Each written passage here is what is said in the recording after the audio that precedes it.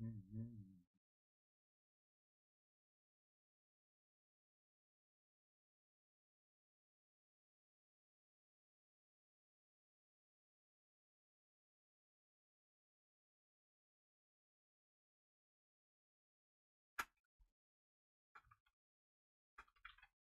it again.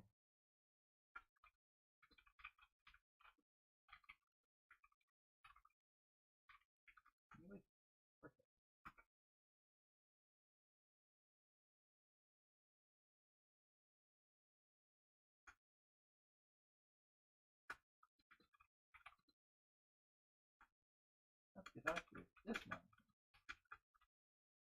Right for you.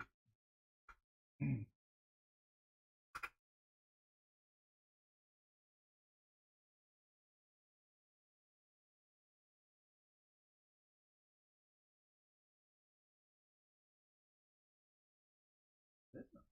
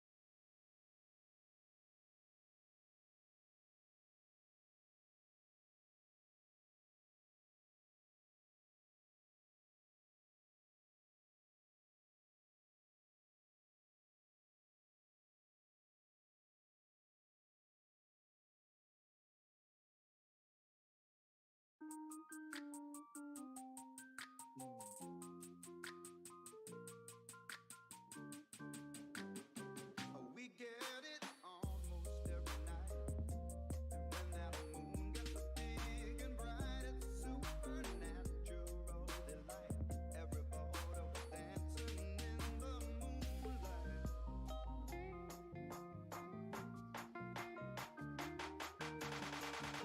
Everybody here is out of sight, but they don't bark and they All right, back again.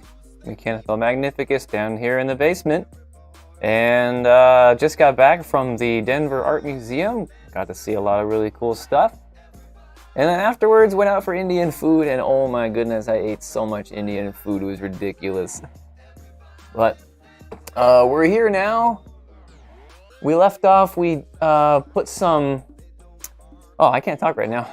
We put a stamp positive that came out of the 3D printer right here, the resin printer, but it was too hard to actually make a good indent on the boxes right over here on the table.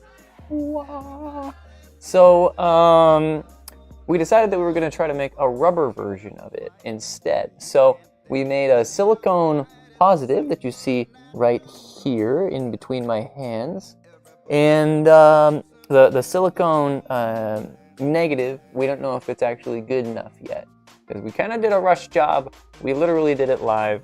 We're all learning together, and so now the next thing to do is to pull that resin positive out of there that came from the 3D printer, if we can, and see how the mold actually turned out.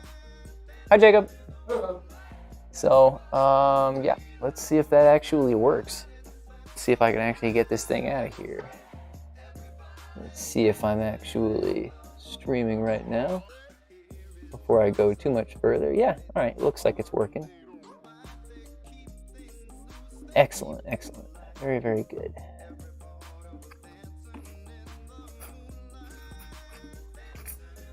So, I'm gonna bring this a little bit closer and we can have our moment of truth live on camera where people can actually see it.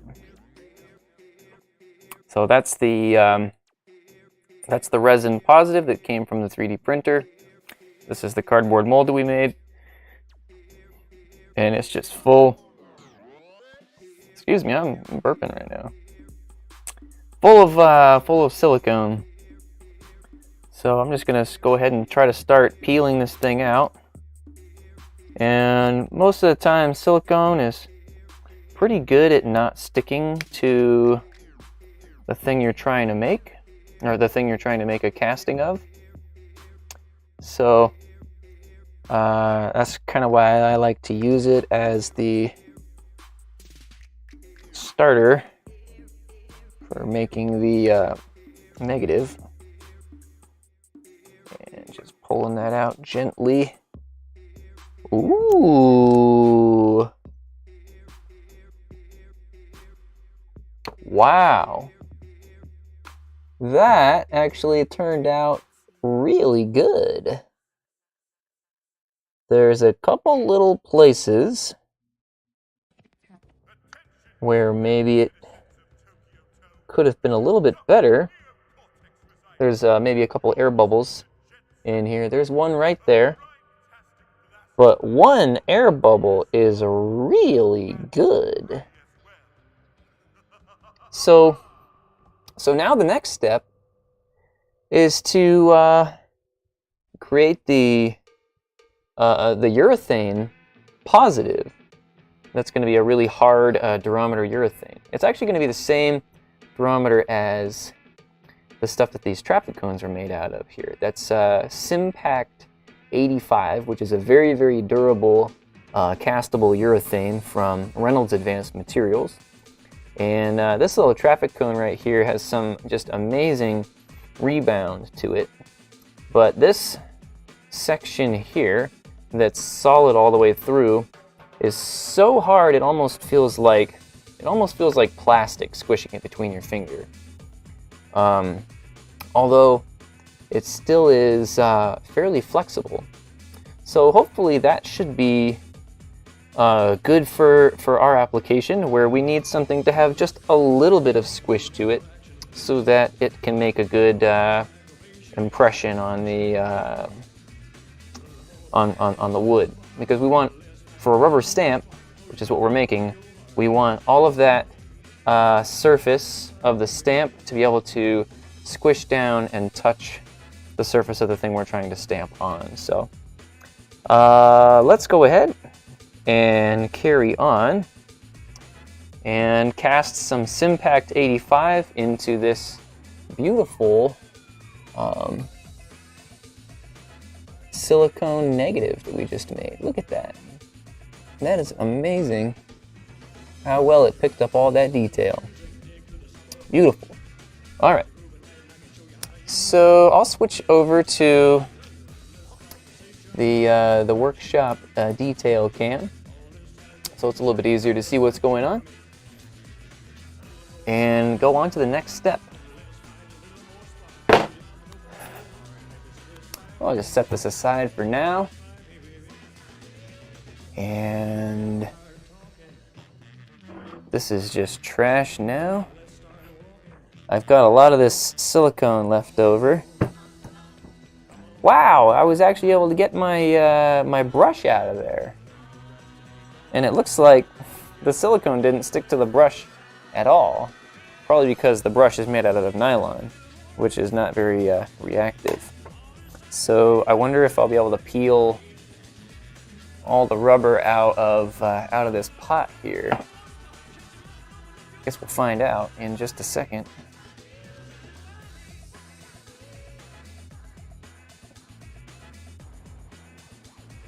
I'm just going to start at the edge and try to work my way around.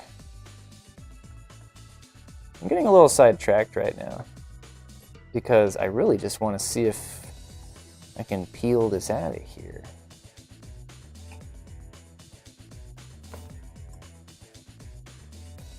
It looks like it's going to work. Oh my goodness. If this just comes out all in one clean, that would be so fun. Oh my goodness, there it is. It's coming, come on. Almost there.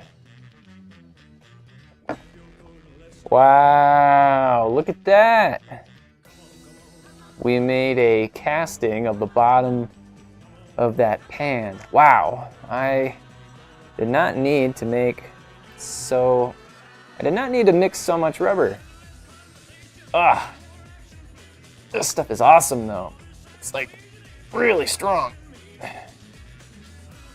You could like slap the heck out of somebody with that. Whoosh. Dude. All right, well, that's. I don't know what I'm gonna do with this now. So I'll just set it aside, I guess. For, I don't know if I just really need to slap somebody with a big chunk of rubber. That is just so much fun. It's like nice and squishy too. It's got a very pleasant texture to it. Kind of reminds me of like arm fat. And you know, that's actually why I got this originally. I was gonna make my very first tail out of this stuff, but the work life just ended up being really short for the silicone stuff, and it was really hard to get it to stick to things that I wanted it to stick to. So I ended up going with urethane instead. That was a long time ago. So I'm actually kind of amazed that it hasn't hardened up in its container, because that was maybe, geez, like 6 years ago or something. So this stuff's shelf life is absolutely incredulous. If that's the right word, I don't know. I'm an engineer. I'm not a fancy wordy word person. Wordy McWordface. All right. So here we go. Time to carry on to the next step. I should not drop my gram scale so hard. That would be nice. All right, gram scale is on. I have tea to drink in hand.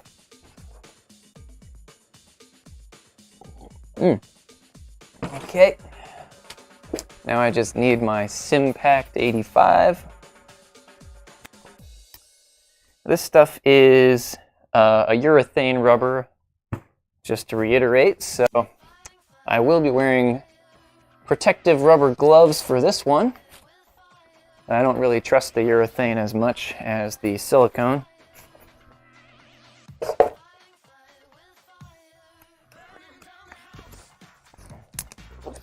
Says it is a 85 to 100 mix ratio. So I'll start with the part B, which is the 100, and then I'll just multiply my part A by 0.85 of whatever that is. Let's see, do I need to shake this?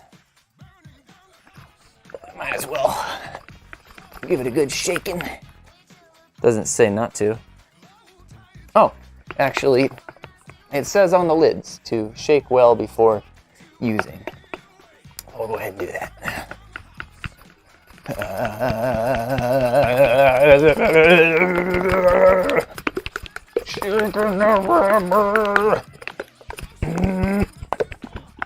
Okay. Whew. Alright, now I'm all tired. Let's see if I have any larger mixing cups, and it looks like I do right here under this table.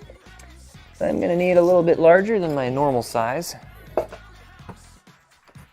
And let's see if there's anything in this documentation that tells us how long our cure time needs to be.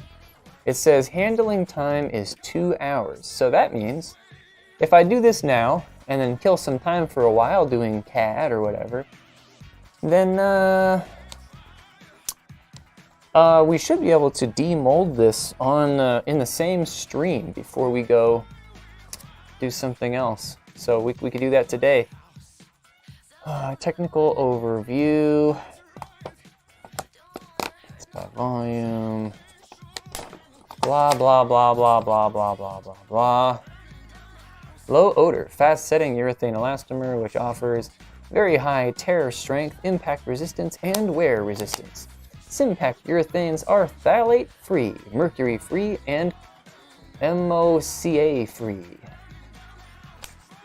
Very cool. Working time is 4 minutes. So that sounds like once I start mixing things up, I'm gonna need to work quickly. So let's go ahead and just make sure everything's ready. I've got this. I've got my vacuum chamber behind me. Wonder if this tube will reach all the way over to the table. No, I don't think we'll get that lucky today. But I will outgas this, I will vacuum degas this. This is the top of the mold here, so I shouldn't need to use that brushing technique this time. I might anyway, just to be, extra cautious with it. I don't know, I haven't really decided yet. Doesn't matter too much. It might not matter too much is what I mean. But I know for sure that stuff will ruin this nylon bristle brush. But you know what? This nylon bristle brush has seen better days. I could just use my finger actually, my gloved finger, to kind of try to spread things in there. You know what? I'm just gonna see how viscous it is first, and if it's really viscous, then I'll go ahead and use the brush technique. How about that? So here's part B. So, if I remember correctly, this stuff doesn't have its own colorant. But it being a urethane, we could actually make it whatever color we want. So maybe let's have a little bit of fun with it. Let's see what colors I have on hand here. I've got green, I've got yellow, white, blue, and I have black. Let's go green. That sounds fun. Let's make a fun green color rubber stamp. Just a couple drops of that. Just the static electricity in this cup is just causing the this stuff to go everywhere. Okay, it was almost shooting its way out of the cup while I was pouring it. Here's the Simpact 85, and I'm gonna get my phone calculator ready now, just in case I get some of this stuff on my hands. And we'll go ahead and pour that in.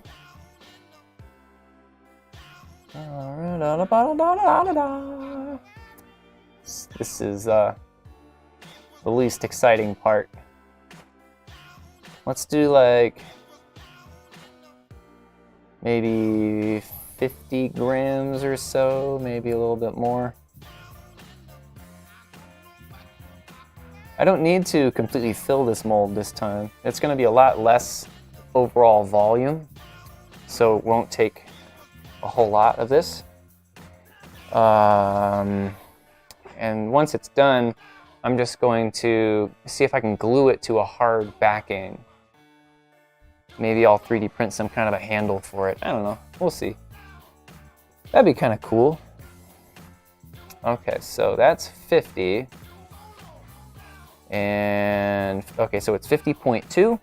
So if the mix ratio is 100B to 85A, all I need to do is multiply 50.2 by 0.85, which is the same as 85%. And that gives me 42.67 grams of rubber. Part A. So now I just, if I can get the cap off. Oh boy.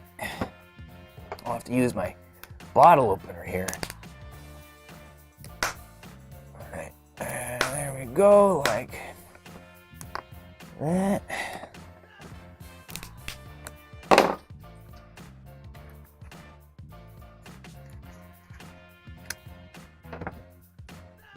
And the gasket seems to have stuck to it.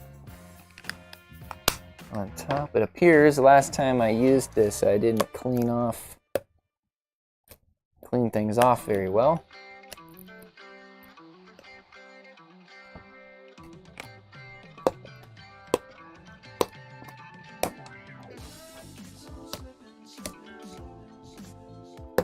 This stuff is really caked on here. How long has it been since I made that mold video? This is the same stuff that I used in the 3D printed mold tutorial I made a while back. Might have been the first one that I ever uploaded that was like a full-length tutorial video. Hopefully there's no chunks in here. Seems liquid for the most part. Yeah, there we go. Might be a little bit chunky. We'll see how this goes.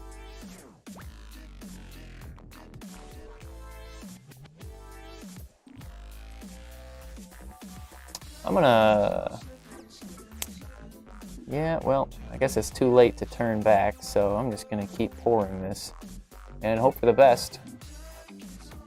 So, oh, my phone turned off. Going back to the math that we just did, that's 42.67 grams I need to pour in there. 42.67, so we're at 25. We're gonna have a lot of excess again, I think. That's okay. 42.67. Come on. 35. Just a little bit more. 42. Yeah, 43. If we go a little bit over, that's fine. Some of this stuff has already reacted, which is why it's kind of crystallized. It's reacted with the air. So it might be a good idea to throw in a little bit extra so that there is enough reactants. So I'm just gonna go a couple grams more, maybe like 5 grams or so extra. I don't think it'll hurt anything. There we go. Just to be sure. And I should probably get more of this stuff later on. Let's close that cap real tight. And now it's time to start mixing. This is where we should start the clock. Ooh, look at that. It's turning this delightful green color. The more I mix it, the greener it gets. This reminds me of some of the artwork that we saw at the Denver Art Museum. It's got just this really beautiful emerald green color. It's somewhat translucent too. When the light hits it just right, it's beautiful. So I'm just mixing really, really thoroughly. You can't really over-mix this stuff, and because we're vacuum degassing anyway, I can mix it about as rigorously as I want, so long as I don't break the popsicle stick.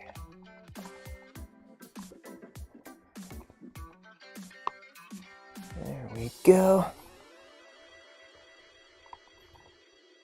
I always like to tilt the cup away from myself, just in case I end up splashing a little bit. So then it goes out away from me and doesn't get on my clothes. I've ruined enough pairs of clothes.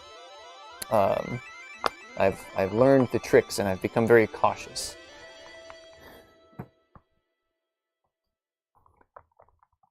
So now that that's mixed, I'm going to deflect the cup inwards and scrape off the paddle using the dent.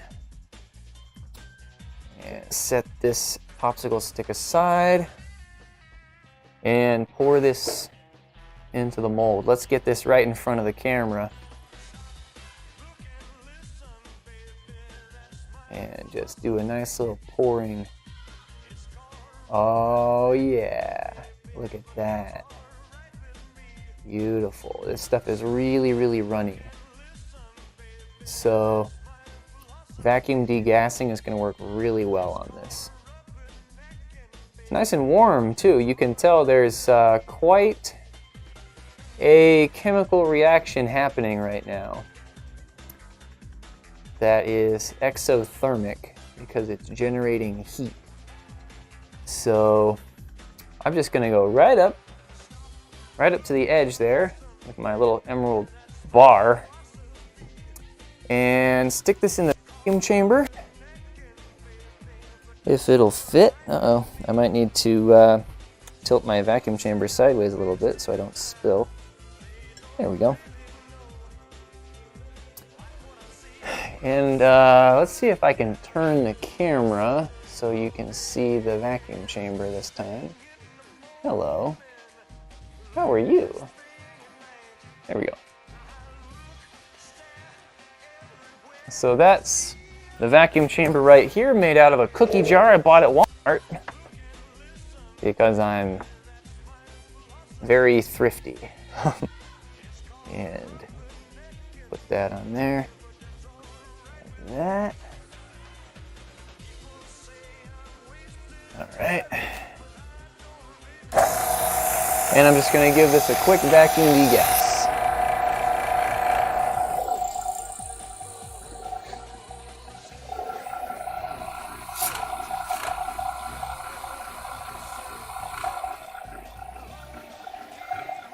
If it overflows a little bit, that's fine with me. I can always just trim off the excess.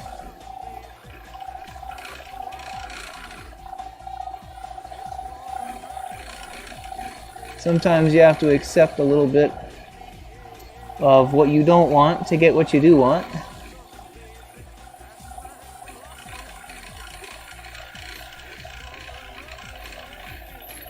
And what I'm mostly concerned about is just getting all the detail in that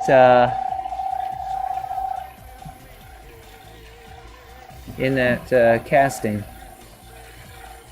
So there we go.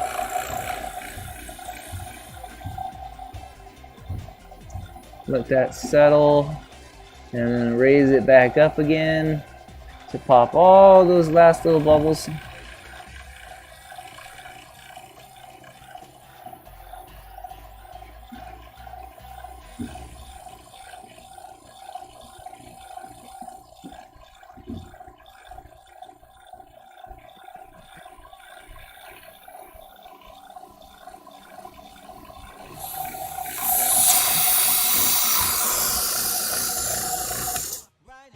There we go. Now that, I'll just leave that be for a while. And since this is a urethane casting in a silicone mold, I should just be able to peel those guys right out from each other. They're not going to want to stick to each other because the urethane doesn't react with silicone. At least that's the theory anyway.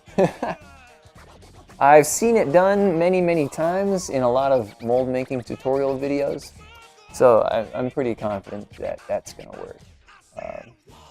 But we'll see. This is actually my first time ever trying this, so I don't know exactly what's going to happen. We will just have to wait and see. I see a couple air bubbles on the surface here, so I'm going to try to just degas this one more time.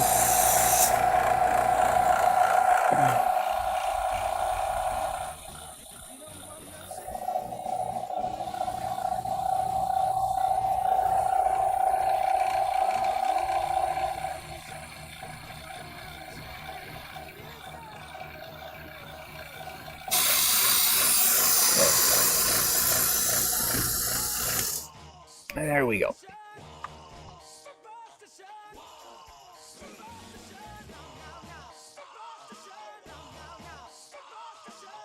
yeah, that'll pretty much do it.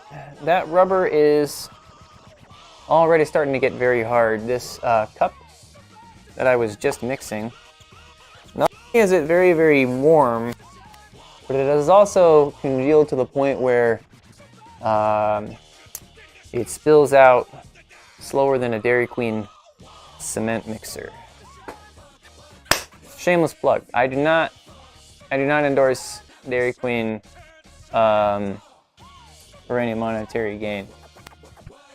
That was a free Dairy Queen advertisement. They should pay me.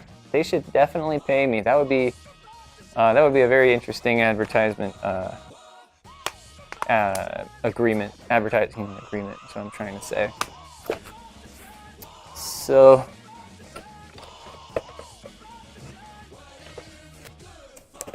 let's throw these back in the box and put it back on the shelf until we need it again. Gloves, thank you. You served me well. Let's throw those back in the trash can.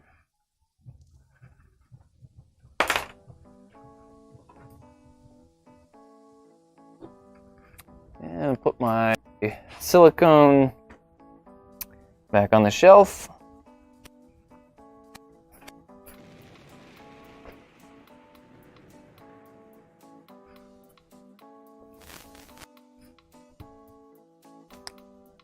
Now I'm going to pull this out of here and give you a good look at it. That is almost fully hardened now.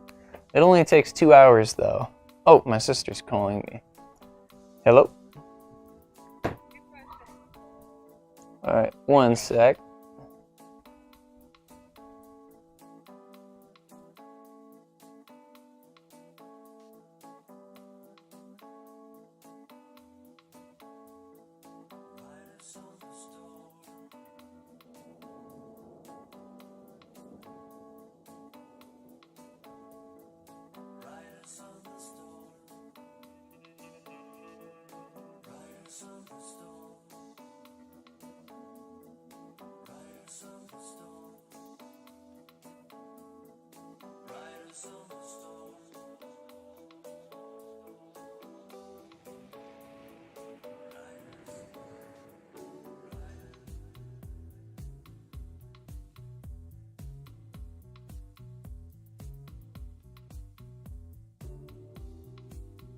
Oops, alright, sorry about that. Didn't know what my sister was going to ask me, so just thought it best to mute that.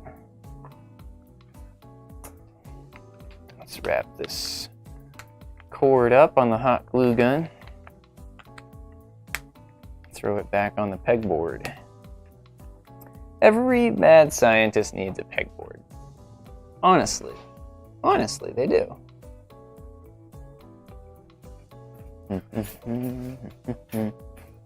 So I'm gonna set a timer for 2 hours, and then we can demold this thing as quickly as possible because I'm really curious to see how this turned out.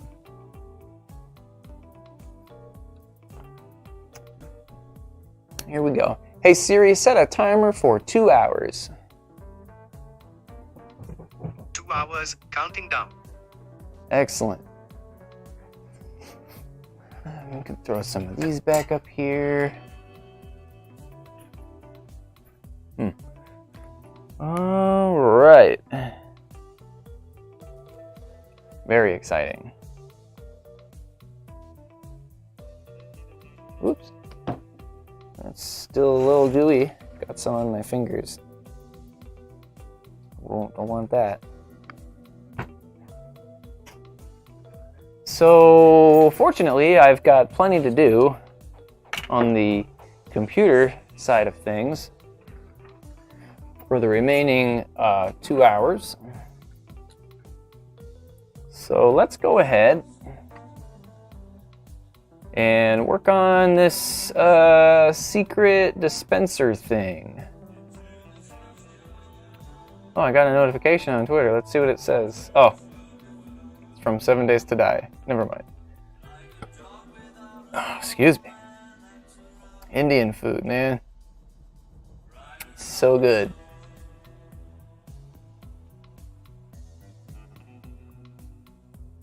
Alright.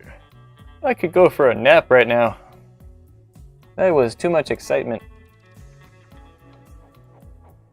You just look at what a mess the workshop is right now. Oh, jeez. I gotta get things cleaned up over there. I'll do that later though.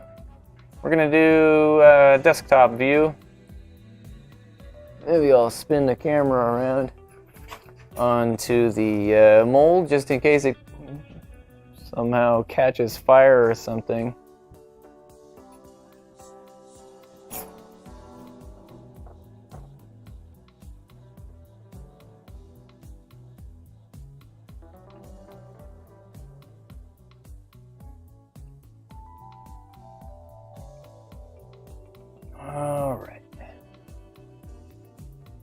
Let's see the analytics, see if anybody's popped in and joined us yet. No, looks like nobody.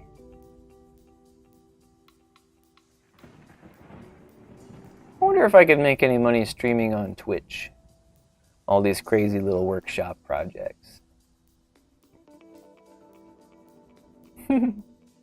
This background is just great, isn't it? Who is this guy over here? I know that's Elvis. I think that might be Frankie Valli. You can barely make out Michael Jackson's head right over here. Who else we got? This guy. Not sure who these two are right here.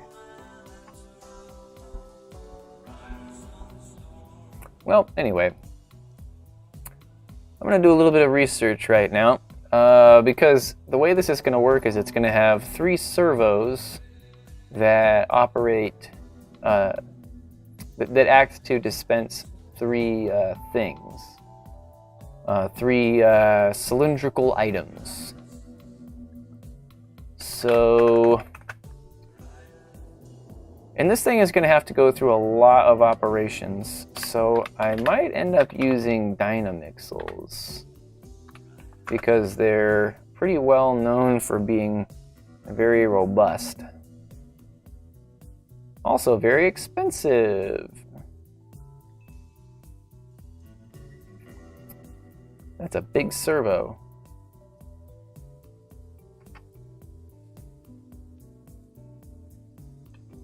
I've never taken on a project like this before, where I actually need to use real servos.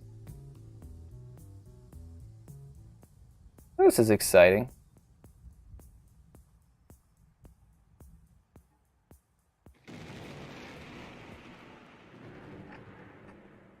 Is there like a which Dynamixel is right for you kind of thing?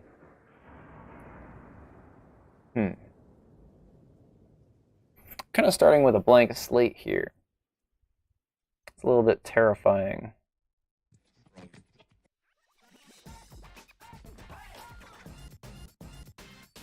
Maybe it would be a good idea to just kind of sketch out some ideas first.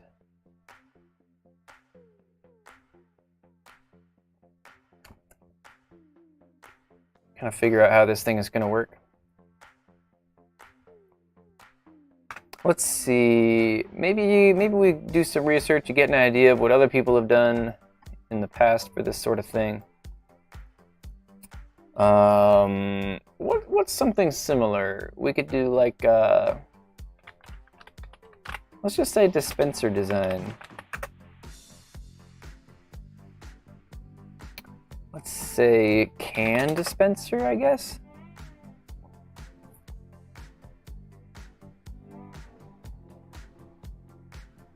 All right, so they, well, I mean, it's just a rack, obviously, so you can fit a whole lot of these things, which we're probably going to want to do. Probably going to want to have some sort of a rack thing that all these little cylindrical objects, I won't say what they are, can be stacked up and loaded in and then just roll down.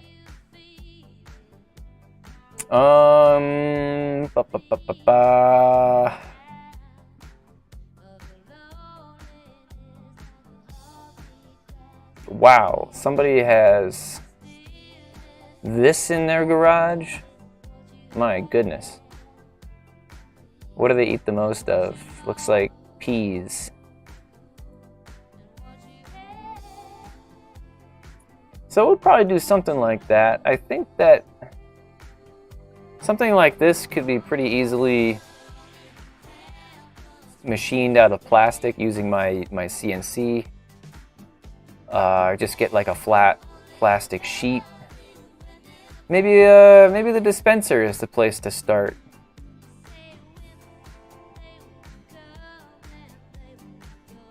Could start anywhere we want, really.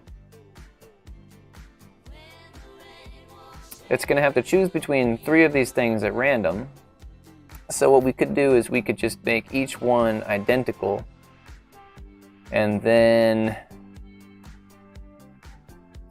just copy paste that basically.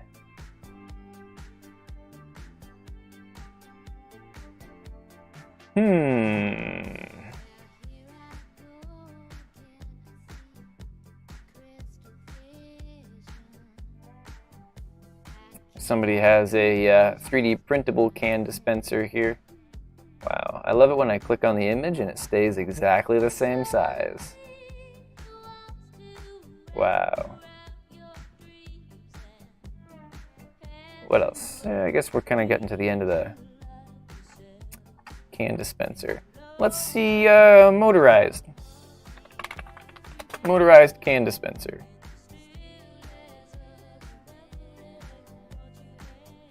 Can dispenser on YouTube. Somebody's got an animation.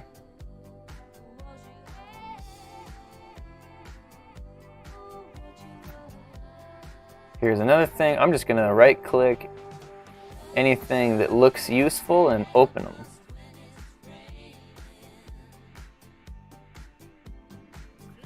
You know, I bet an automatic can crusher would probably be a useful thing to look at.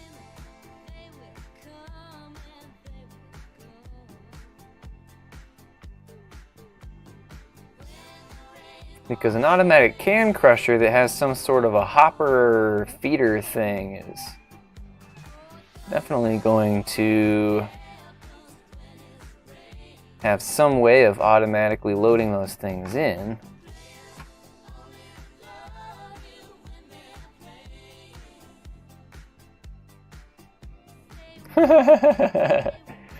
This looks like a student project.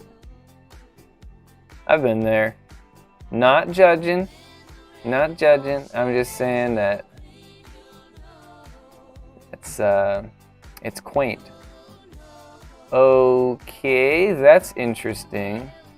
I don't think this would actually work in real life.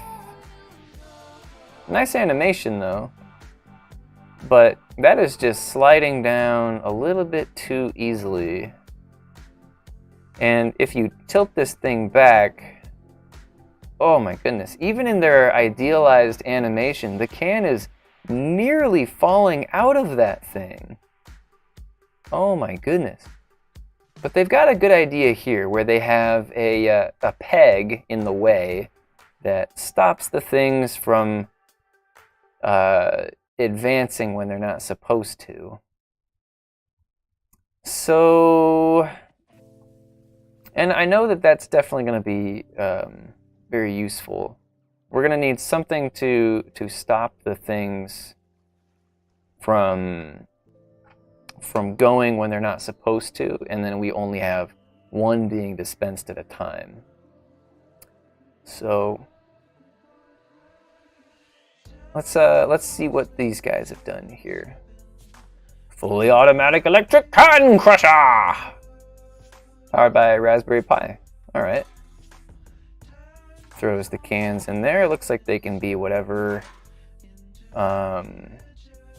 level of crushedness to begin with. And this guy is just using the top of the electric ram to keep the cans from advancing when they're not supposed to, and then it only crushes one at a time. Okay, that's nice.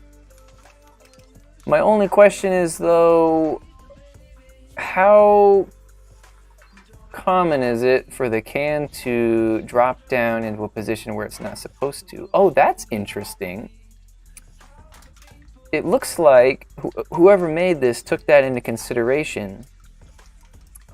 Because notice how, let me full screen this. Notice how the bottom can goes a little bit further forwards. It kind of kicks out that way more. Very interesting.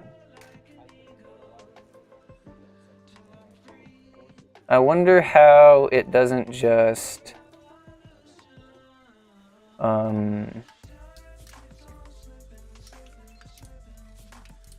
I wonder how it doesn't just fall out and get stuck, though. It's just the weight of it. Wow, this person went all out. All right, this guy went all out. Raspberry Pi. He's got it looks like it's Wi-Fi enabled. Why do you need a Wi-Fi enabled can crusher, bud? What are you doing? I mean, that's really cool and all, but like, why?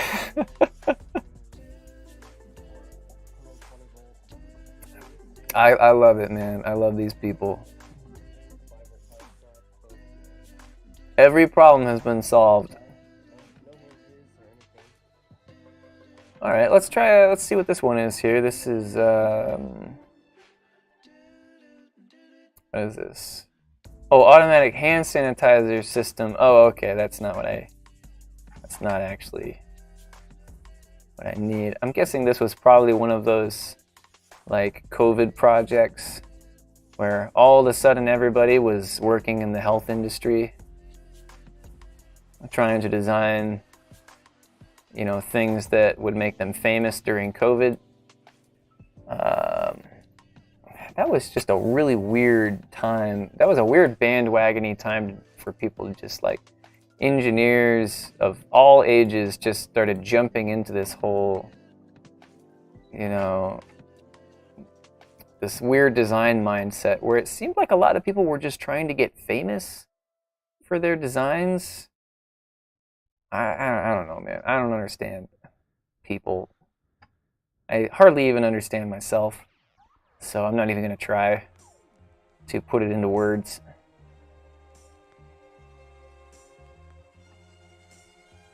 There were a lot of people that were actually like doing good and like really helping out. But there were a lot of people that were pretty obviously just in it for the likes on Twitter. Likes and retweets. And that's just kind of disgusting to me. Like if you're pretending to be a saint just to get kudos, that's kind of gross. But anyway, thank you for listening to my TED Talk. I'll be here signing autographs later on. How do vending machines dispense their cans? Vending machine can dispenser mechanism.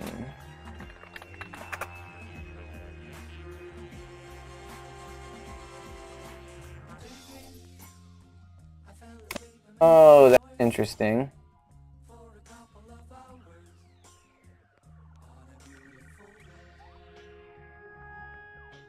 So there's a lot of different ways that these things operate. This one, it looks like they have some sort of a spinny paddle thing. That's obviously number 42. If that's the meaning of life and everything, then that must be the way to go. And the spinny paddle thing just rotates 90 degrees at a time, and then that lets things out. I could probably do something similar to that. One thing that I was thinking is to have, let me see if you can see it here, is to have like a cuppy thing that kind of goes around the outside, so when it's like this, you get another thing that's also round that wants to come bump up against it, but then it turns 180 degrees like that, allows this to roll out of the way, but then when it's in that position, it's stopping things from going past it. And then it comes back up like this and then catches them, stops them from moving like that. I think that if we got all the dimensions just right, that could probably work pretty reliably. I'm not sure though. Maybe we'll make a prototype just using some regular servos and see. Love hours. This one looks a little bit complicated to me. I don't know how easy it'll be for you to see this. Let's see. So it looks like this one operates in 3 stages or so, where it has a mechanism that comes out and then pushes on the next can to stop it from moving. And at the same time, this trapdoor drops out of the way and drops that can. But then the trapdoor goes up and then becomes the platform for the can's successor. I don't know. Oh, that's clever. They've got a single servo, looks like right here, that just puts a pin down, and it just alternates which one is up and which one is down. That's pretty clever. You could do something like that. Simple auger system, of course. Classic design, but not very stackable. And augers are big, so I don't know if I want to go with an auger.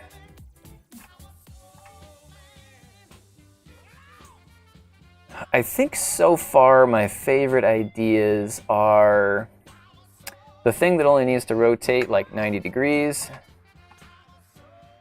The little paddle wheel thing here, that's that one, the paddle wheel, and then probably this peg one that pushes pegs in between the soda cans. I'm not dispensing soda cans, I'm dispensing something else that's a little different.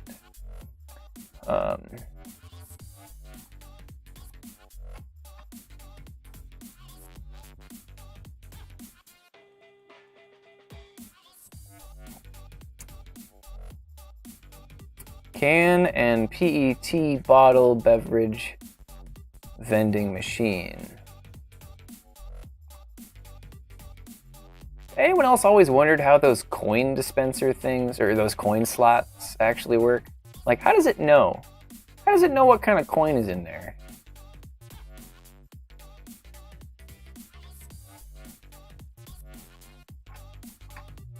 I don't know.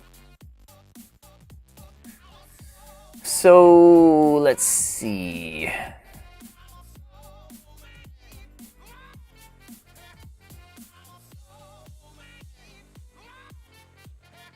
I'm a soul man.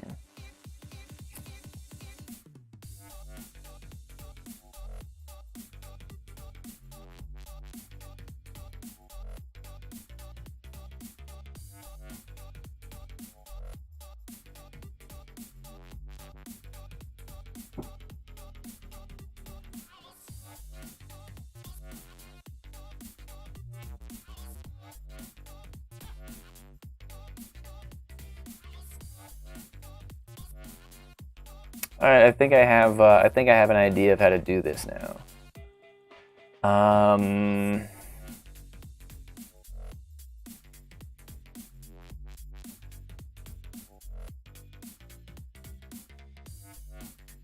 I think so. I think I have an idea of how to do this. So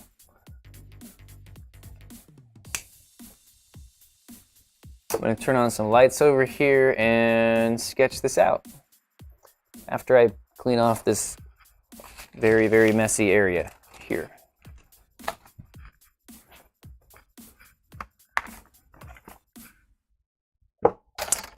coming back from a big convention is always hard.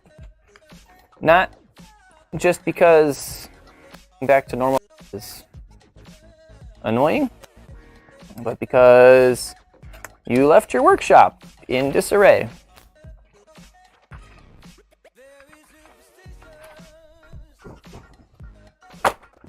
All right.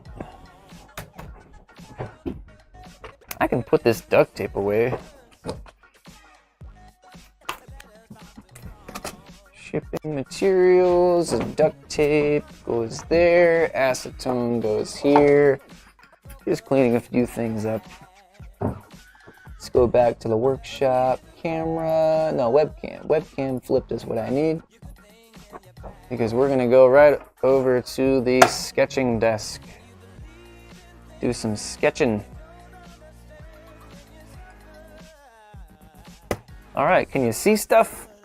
Looks like you can see stuff, so that's good. Now, where's my pencil? There's my pencil. Okay. So, ooh, do I have like a straight edge? Got plenty of edges that are straight. Maybe I could use this as a straight edge. Anyway. I'll just write this as dispenser concepts. Can you see that at all? Is that actually visible? Do I need to go further out like this? It's going to be hard for me to draw. It's like that. So I'll just keep it like this then. So let's say we got our, let's just call them soda cans.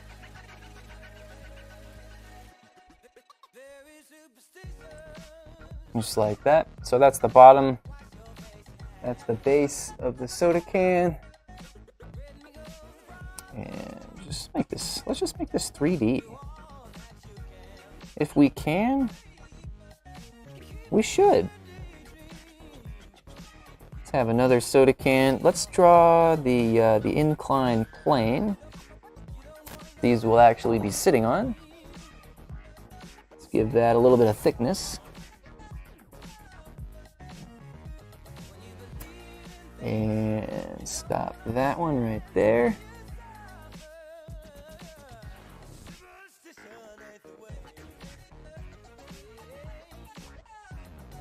And that's got some thickness as well. I mean, it's got some width.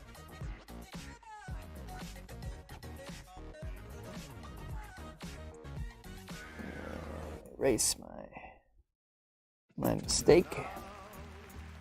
I'm just gonna draw 2 of these cans here.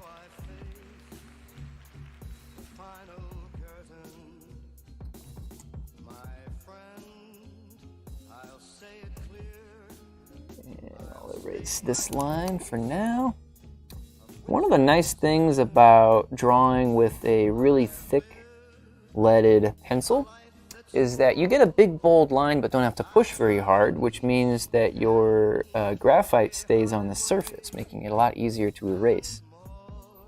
So if you're somebody who makes a lot of mistakes in drawing like I am, then that's one to remember. Okay, so there's our 2 cans sitting on a ramp.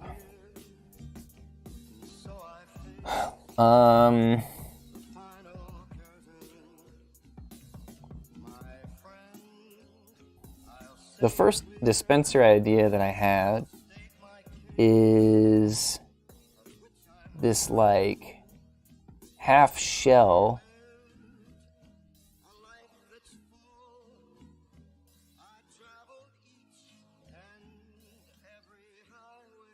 This is going to be tricky to draw. And the half shell just kind of shrouds the back end of it like this. This is going to be a drawing disaster. It's going to be pretty much impossible to see how this actually works. So, you know what? Instead of that, let's just do...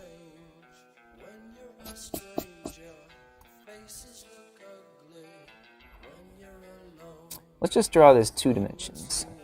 2-dimensional drawing. We can make a 3D later. But I just want to get the concept across here. Circle, circle, circle.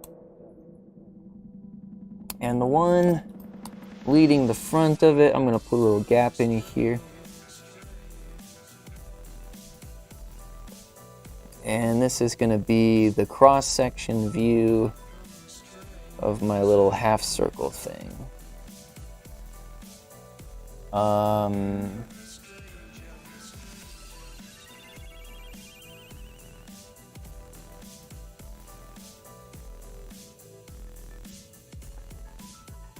So here's phase 1. This thing sits in between the cans like this, but it also prevents this one from rolling out.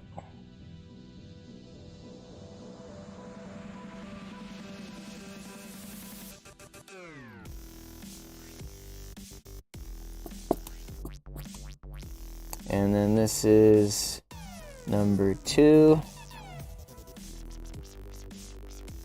The second state of the system.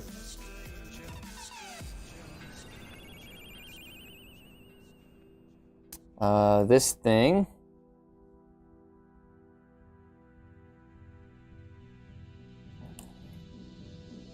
let's just draw a center mark.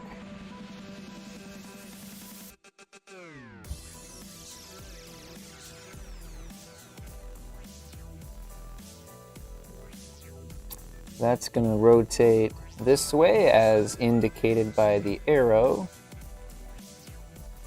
And that's going to divide. That's going to just go right in between that leading can and the subsequent can. And it's going to allow this other can to roll out.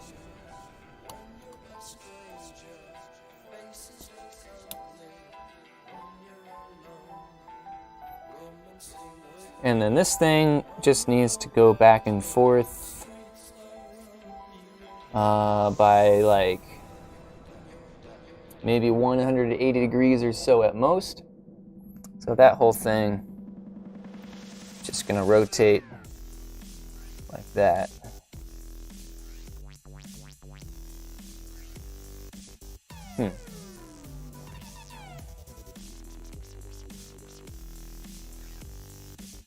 I could also see this working with this thing underneath.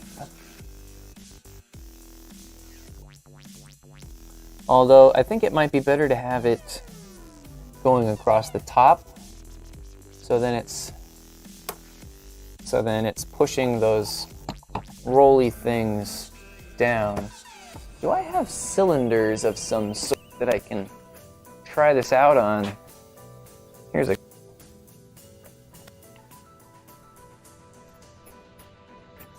I'll use these glitter vials to just try to visualize this a little bit better. So we're gonna have this sort of half moon thing that comes down over the top, and it's going to prevent them. It's gonna prevent this one from that way, and actually it doesn't really need to do that. It could just be like this. And then when it's time to dispense one, this thing rotates around, gets in between these two. Now it's left this side open, so this one can fall out of the way. And then once that has fallen out of the way, it's going to come back around like this, and then this can rotate in drop down, and the next one comes up behind it, and then the cycle continues. This one falls out of the way, another one rolls up behind it, this falls down, the two come back, and then we're ready to repeat the cycle again. Huh. So the reason that I would do that instead of the paddle wheel thing is because the paddle wheel requires a continuous rotation, which means you have to track position. Servos typically give you position feedback, only up to like 180 degrees or something like that, with some exceptions, but typically it's like 0 to 180 degrees or so.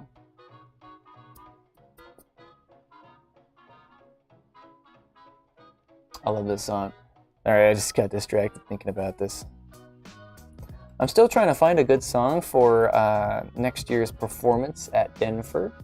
I don't know if they're going to let me compete next year, being the guest of honor, but I do think it would be fun to have another performance. Practicing choreography every morning was fantastic exercise and so much fun. So having an excuse to do that again, do I even need an excuse to do that again? Do I even need to compete to want to do that again? No, I want to have more choreography to do. That was fun. I will post that choreography on Patreon.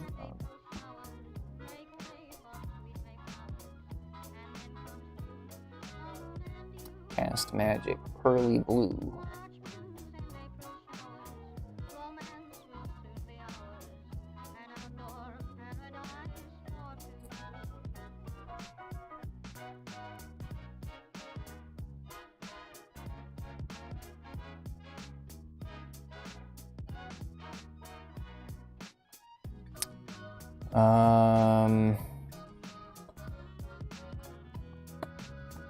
So I have this thing that goes back and forth like that. Anyway, it just kind of goes like that.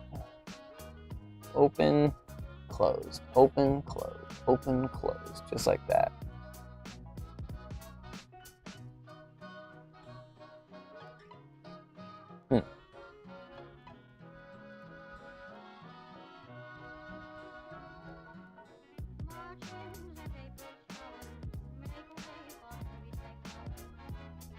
So I guess what I should do is I should make sort of a scale model of this, just using some of the servos that I have on hand and a couple of these things. Maybe I can 3D print some dummies and just see if that mechanism will work the way that I think it will, and then upgrade to the expensive power-hungry servos later. Alright, so let's go ahead and do that. Let's jump back over to desktop view and get into some CAD.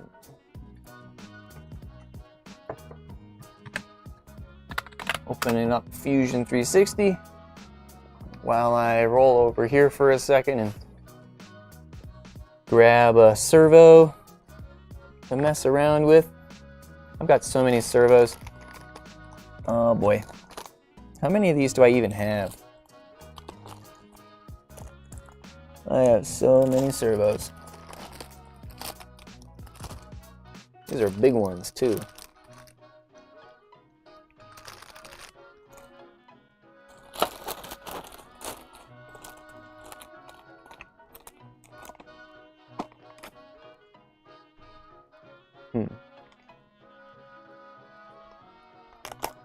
Very power-hungry servos. These ones. This 180 degree, or is it a 360 degree one? I should have written it down. Why did I not do that?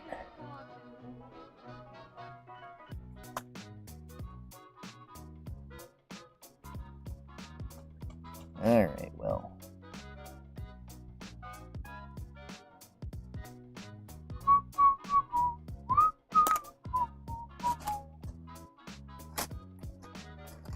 I know that this little micro servo here is a 180-degree servo, so I'll probably just use this one for now.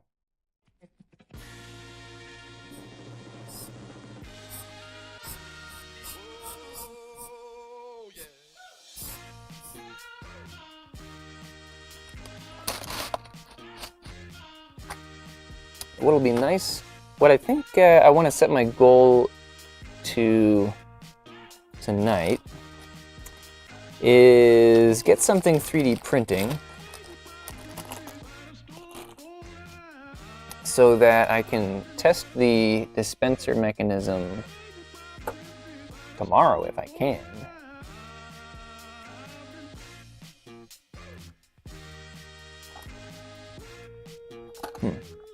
Emax. I think that these are all Emax servos in this drawer.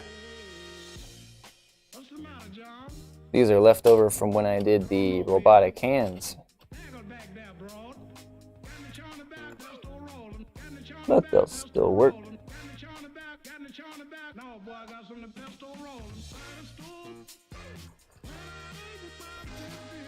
And I'll need one of these here screws.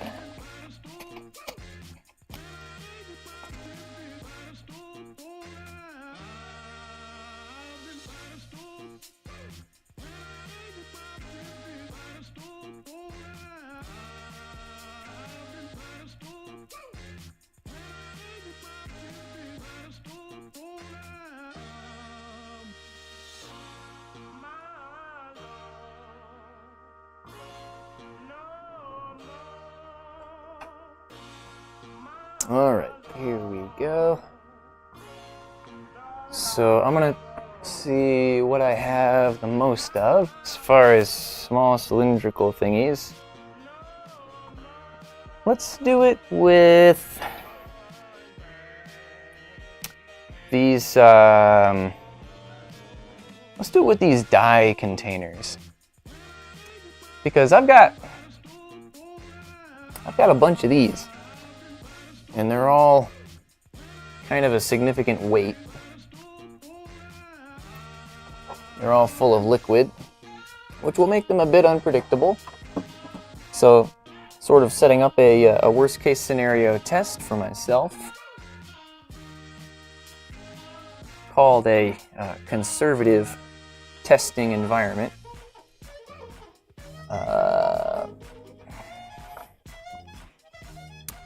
Now I just need my calipers so I can take some dimensions off of all these things and design something accordingly. So I think the first thing that I want to design is the actual dispenser half moon thingy. But before I do that, let me just make sure that the stream is actually working. And yeah, alright, that seems to be going pretty good. Let me wave to myself. And yeah. There we go. Okay, I saw the wave. That's some crazy Inception action happening. I don't like this song. I want to skip this. Oh, it's on. Over anyway. Siru, the work song. Do do do do.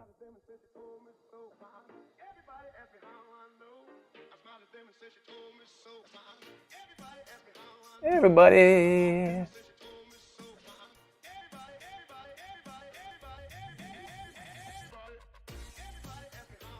All right, so what we're gonna do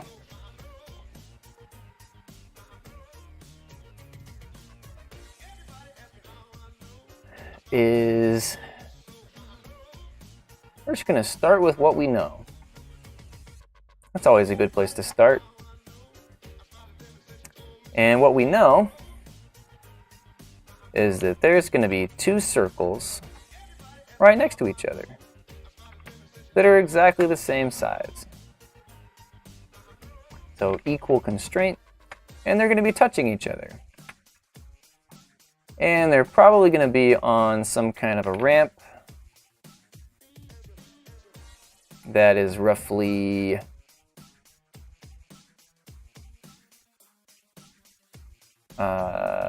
45 degrees or so from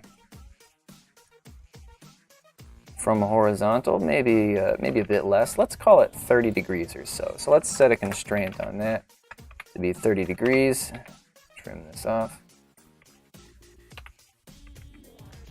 And we're going to set both of these tangent to this thing.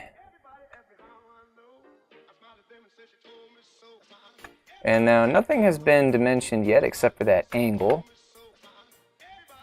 And this is just for reference anyway.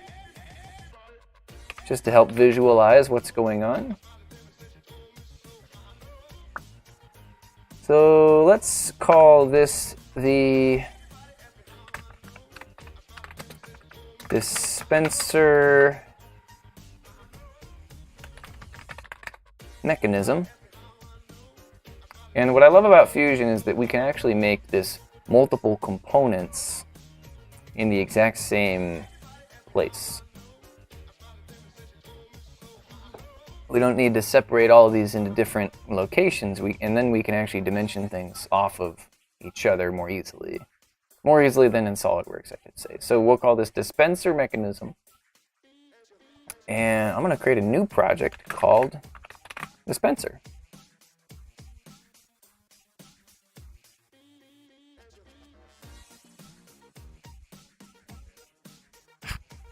I bet I could probably get this machined out of aluminum too, which would be kind of cool to do. I could probably machine it myself even.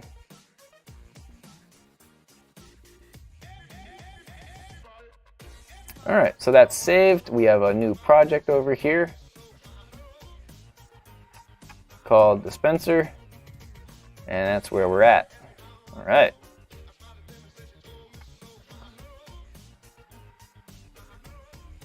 So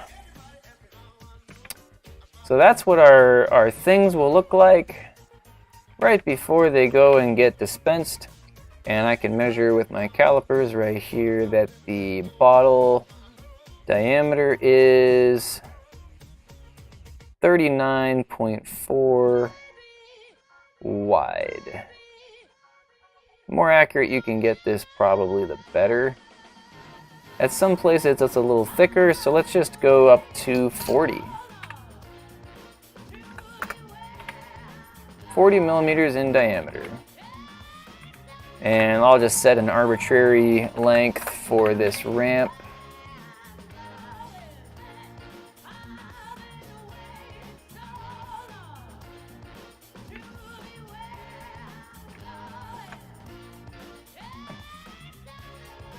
Does 30 degrees seem like too much?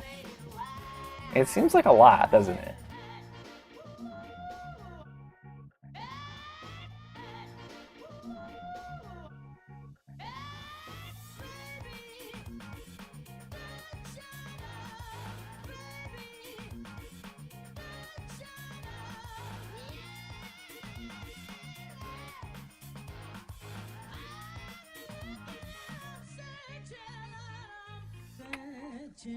And this needs to be constrained, so I'll set this horizontal and for construction.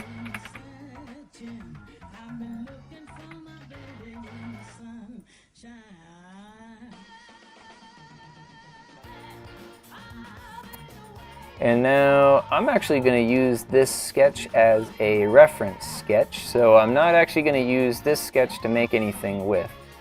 So I'll just exit the sketch now and rename it to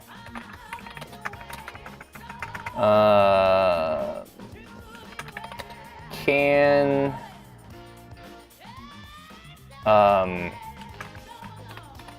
dispenser reference, or maybe can Q QUE. I'll start another sketch just right on top of that one. And this will be the one that I actually use to make that part out of. So we'll go ahead and do an arc, a center point arc. And using the other thing that we know, that this is going to have to stop the thing from rolling. That means that it needs to be practically touching the front of the can.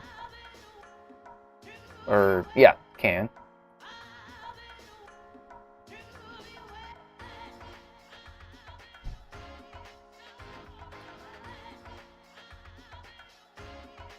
Kind of reminds me of a Geneva mechanism, actually.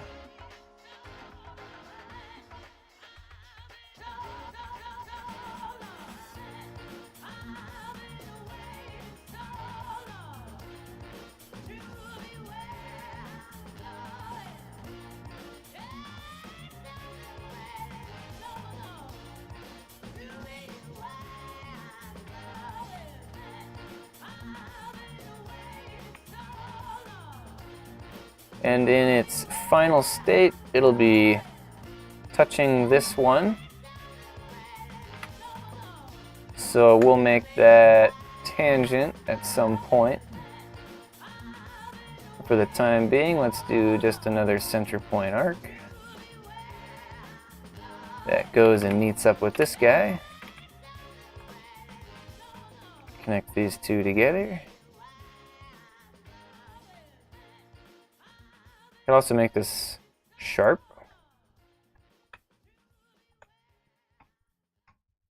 And this this line will just be coincident through the center. And I want some way to be able to modify that angle, so I'll use just a couple lines here as construction lines. The thickness of this part needs to be determined. Let's go with like 3 or so. And I want it to hover off the surface of the next one in the queue by about 3 or so. We got a couple things that we need to know. One is, at what point does this touch this one? Let's make this vertical. Or you know what, actually let's make this not vertical. Oh yeah.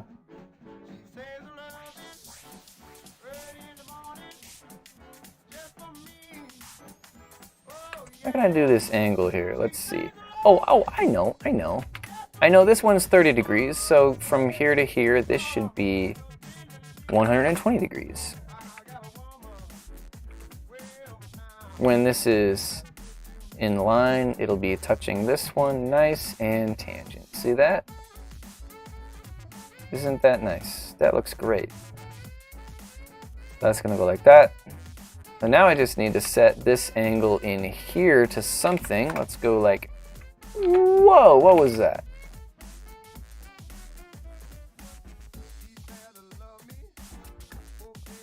So that's pretty cool. We can animate this now. This is really cool. That's 121. Let's try.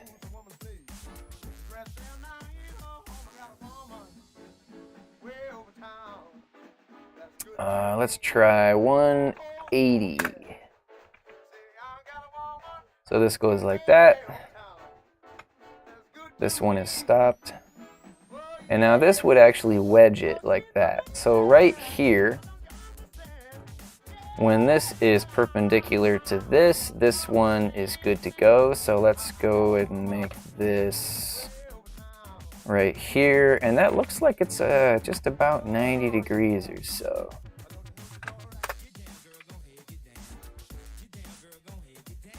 So right there is where this would release it. Let's extend this.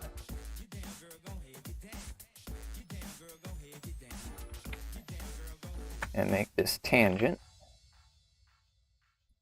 And let's just do a minor extension on this by like 20 millimeters or so. So now this goes like that. And then right when that is about to get out of the way, it's going to stop this one from moving. And then this thing is going to be able to just drop right out. And that only needs to wedge in just a little bit. So that's a good looking little trapdoor mechanism, I think.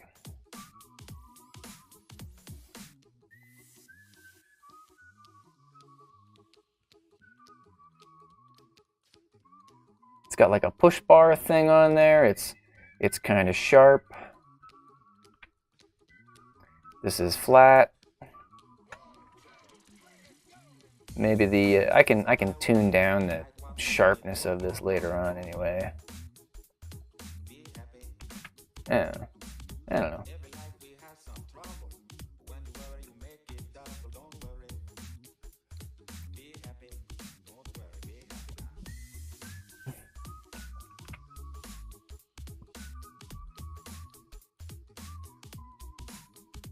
Maybe less than 20, let's go like 15.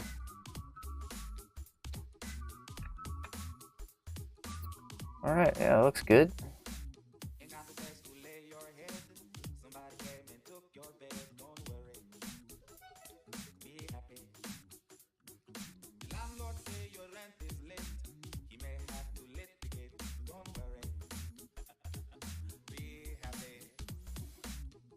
Just trying to work through in my head exactly how this is going to go.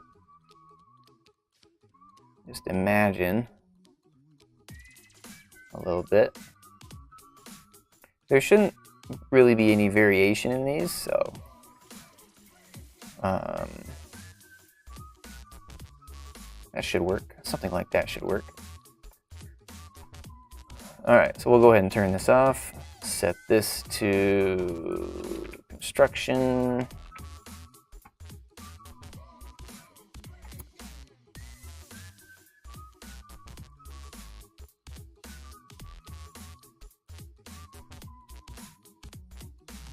And this can also be construction.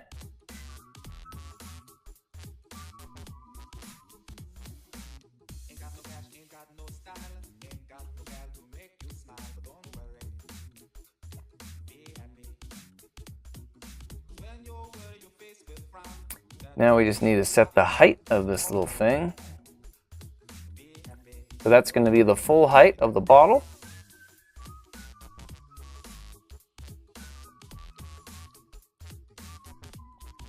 Which maybe plus a little extra.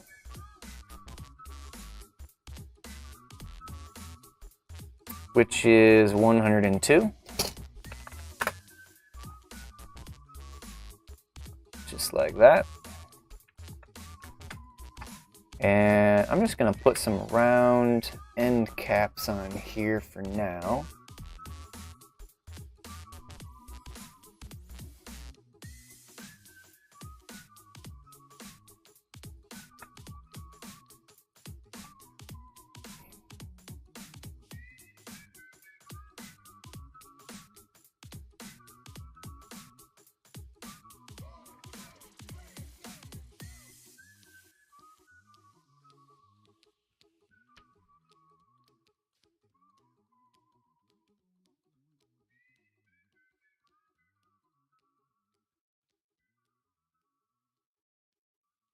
Starting to think maybe the rocker setup is the easier way to go here. It might be more foolproof.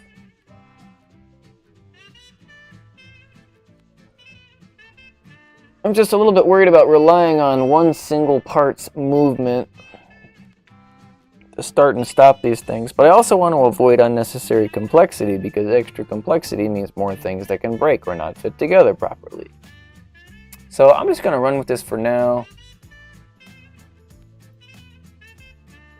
Try this out. So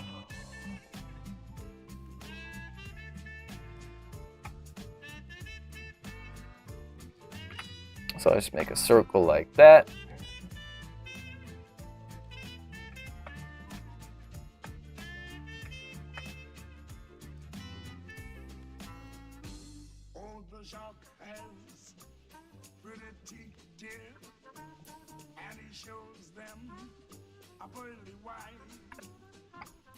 Yeah, let's do a little circle for the servo to attach to. And the platter of the servo, at least the one that I have in my hand right now, is 18.79. Let's round up to 18.8.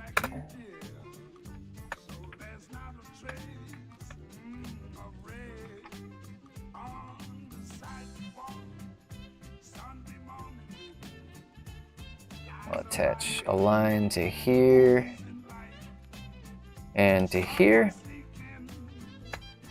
Make this tangent because we can. Trim this off.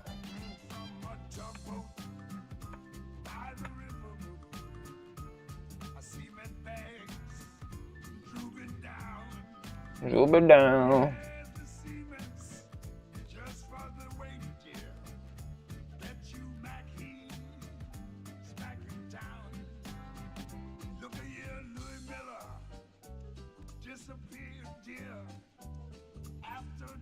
And if this only needs to go 90 degrees, that means I can easily edit how far this thing is going to open in the software. So that's kind of nice. And these servos are pretty quick too, so that's another thing to keep in mind.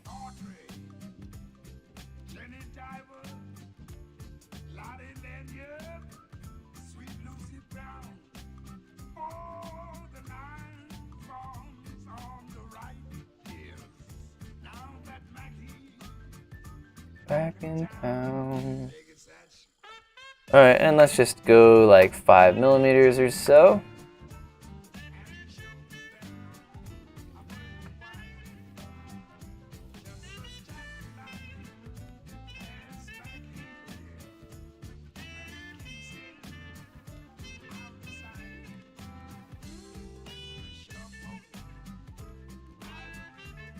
Alright, now... just thinking this through.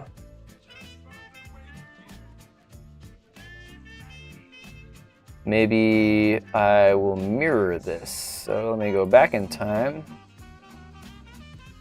Add a midplane between here and here. Go here. Create a mirror of the feature. That's this extrude, and the mirror plane is going to be right there.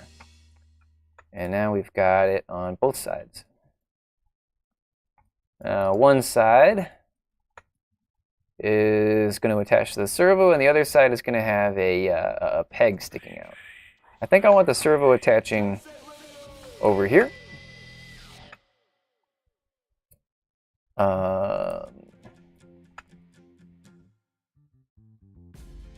And I think what I'm probably going to do is I'll attach the servo just using like a simple square hole sort of thing, or maybe a slot.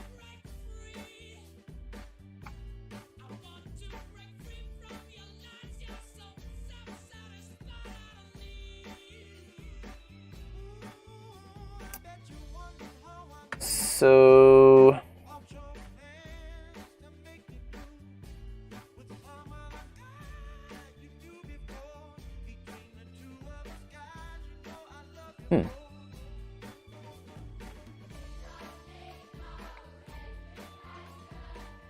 I'm gonna put just a simple rectangular hole through this on this side for the servo to go through. It's actually going to be a square hole. Let's go a little bigger than that. Let's go like 6 millimeters or so. So that's going to be a keyed hole.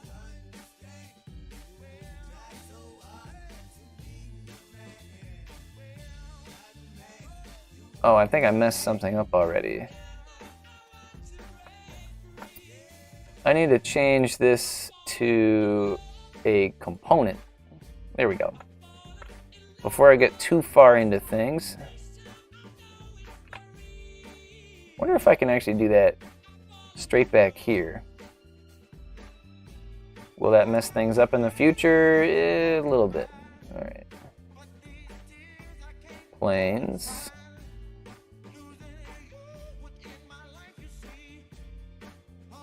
Between here and here.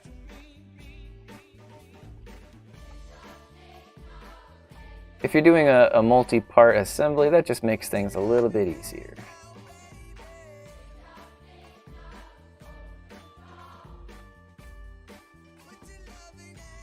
Manage lost projections. Face 1. Delete that. And go down to my options. Ooh, alright. Hit OK, hit finish sketch. Come on. Redefine sketch plane. Right there. OK. Edit feature. Profiles, also this one.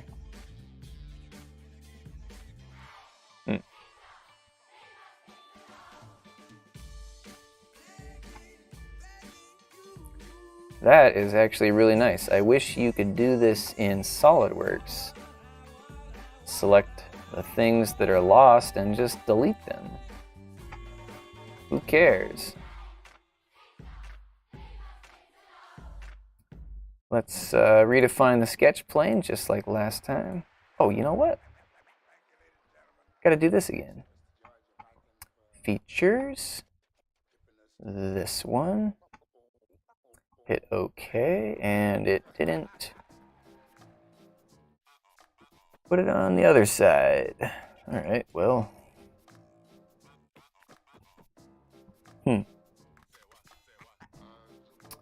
What's with that? All right, well.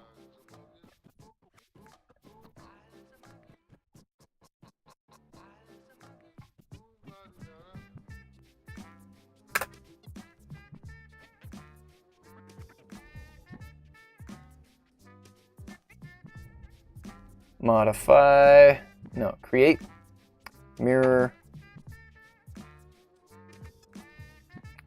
and that's going to be features, this one, mirror to this plane. Ah, there we go.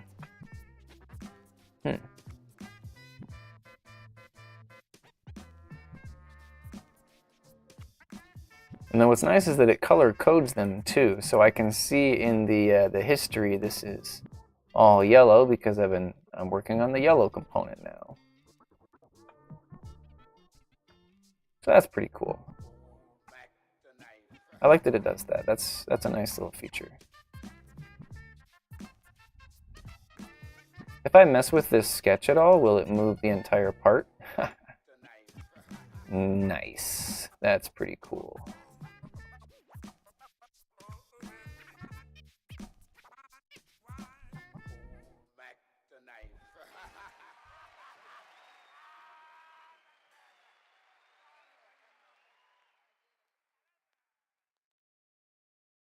Well, that's pretty neat.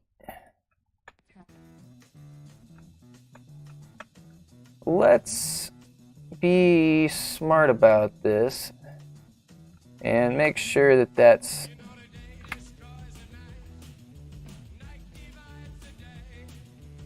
perfectly defined. I'm just going to go vertical with that. Now everything is not going to move on me. What in the world? I seem to be missing some features.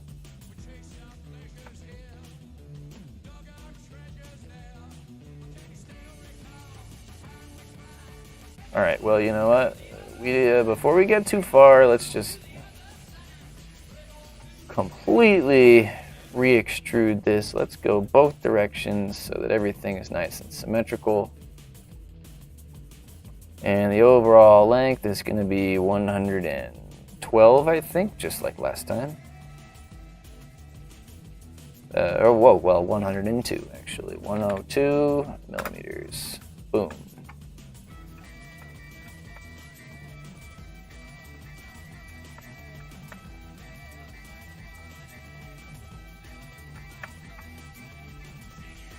Go like this. And this can kind of be whatever.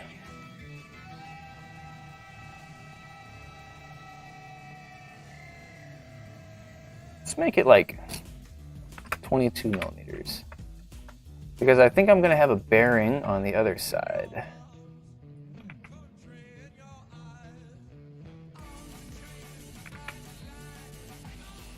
The other side.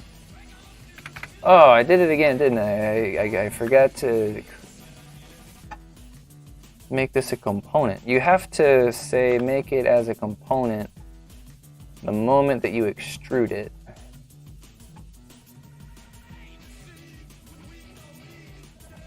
I always forget to do that. That's 102. New component. Here we go. Otherwise, you have to go back and add a convert. What is automated modeling?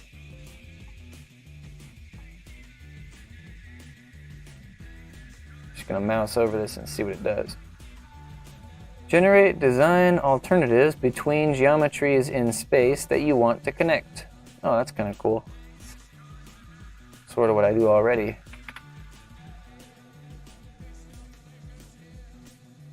Start with what you know.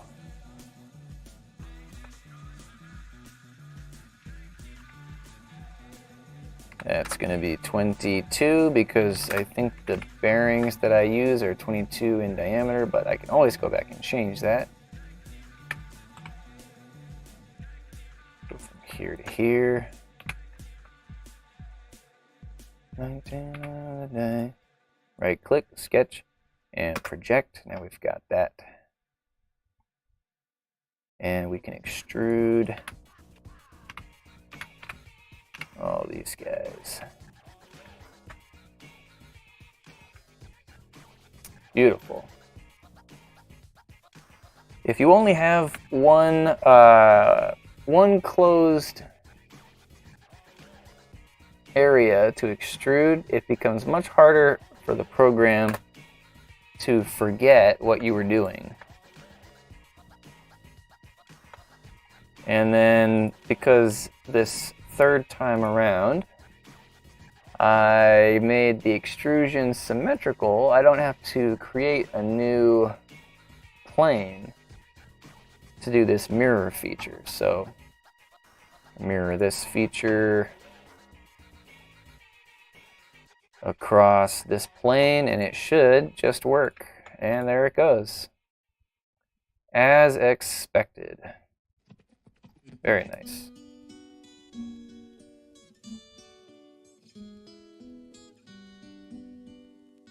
Do I have bearings? Let me check my parts bin. Oh, yes, I have tons of bearings. And I even have these little plastic and glass bearings that I wasn't really sure what to do with for a while. So that's nice.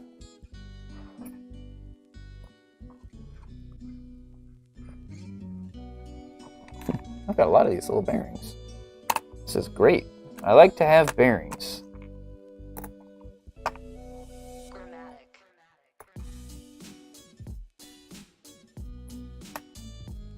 And these bearings are 22 on the exterior, just like I thought. On this part, I'm gonna make a little nub that'll stick out and sit on that bearing. And now when you do this, you actually want to relieve the area from one face of the bearing so that it doesn't rub and introduce unwanted friction. So let me show you what that looks like. So this is going to be the center axis of the bearing, which is going to be, from what I'm measuring, 8 millimeters. Like so.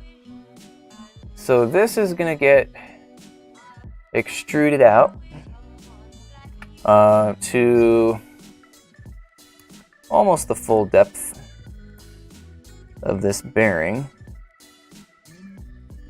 which is about 6 millimeters or so.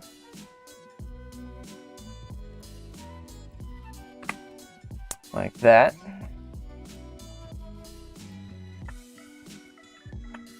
But then now what we're going to do is, to keep the larger diameter of this bearing from rubbing on here, but so that it still shoulders, I'm going to measure just the inner racetrack, which is 12.7 millimeters, and start a sketch on here.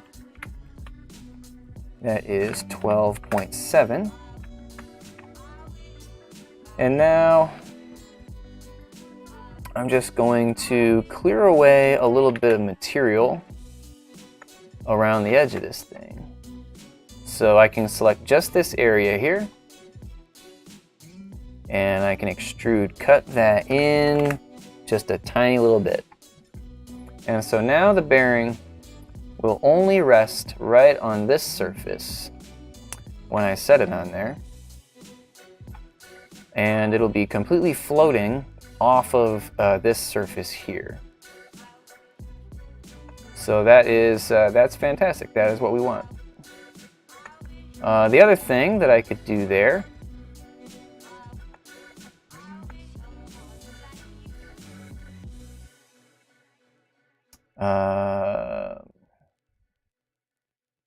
is, instead of removing that material, I can instead just extrude this one a little bit. And I think I'll go ahead and do that, because that will naturally put a gap between this and the wall of the chamber. I don't know, maybe I'll call it the chamber. Haven't really decided yet. So there's that. So the other side is going to be the side the servo connects to, and I decided I wanted to have some kind of a spacer there. So let's go start a sketch, and let's have a simple rectangle key sections. That'll be 6, just a little 6x6 square. And we'll just extrude that through to the next side.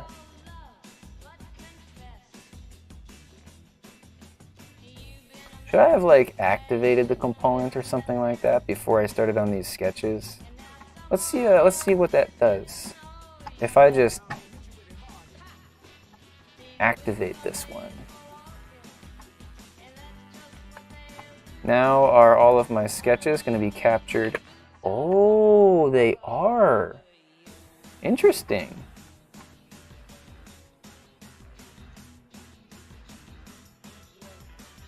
So I can go global, or I can go into just those. Okay, that's very interesting. Let's go back and do this the right way. Unless there's a way to like put this in. What is convert to DM feature?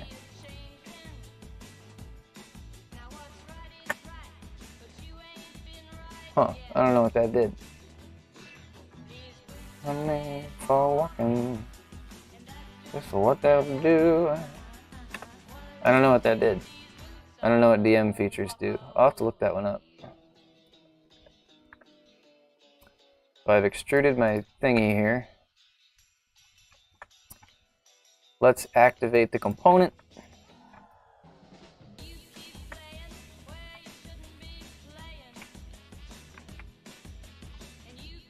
Try this again.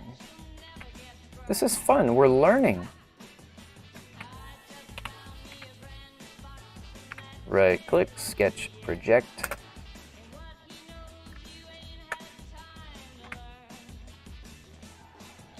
And extrude that 5 millimeters out. And that's cool. All of this stuff is being captured under the new component. Create, mirror, feature this one, mirror plane this one. Are you ready, Boots? Start walking.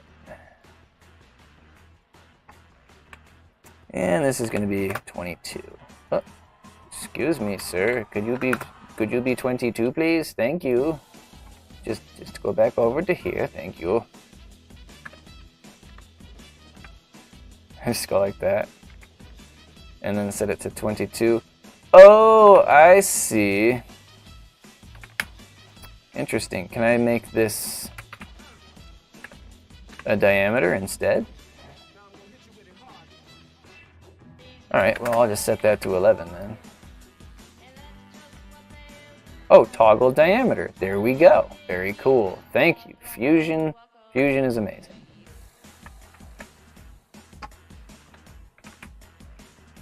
Sketch right here. Circle right there. That's 8 millimeters. And then that's going to be extruded 6 millimeters. Draw another circle down at the base. Measure off the inner racetrack. That's 12.7.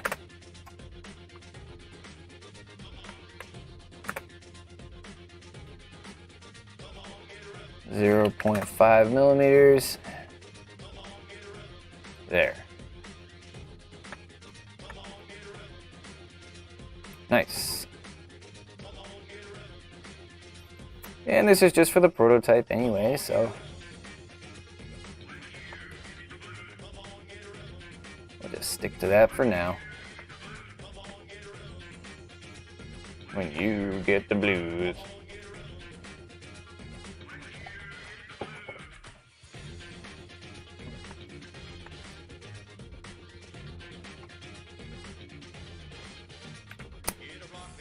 And now over here, for the fourth, I think it's the fourth time, I'm just going to go ahead and set these equal and make that 6.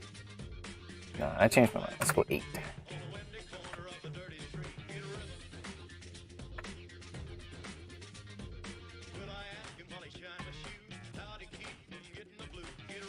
Extent. Unfortunately, they don't have a up to next feature. Alright, so that is pretty much all there is to that component. Let's go ahead and fillet some things just for fun. I'll fillet this to 1 millimeter, maybe like 1/2 millimeter actually, so that it's just not so sharp. And then I'll strengthen up the inside here by filleting this to 3 millimeters. Now that's got some strength to it. These sharp corners in here are unmachinable and they're also weak points. Let's set those to 1 millimeter. There. This will be really easy to 3D print because we've got a nice big flat edge that we can have resting on the ground.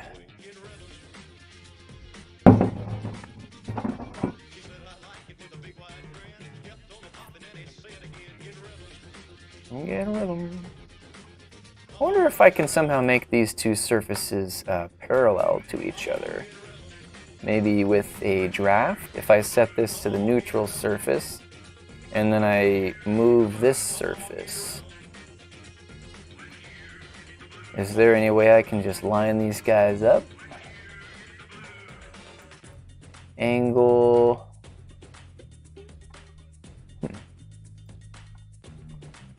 Might just have to eyeball that.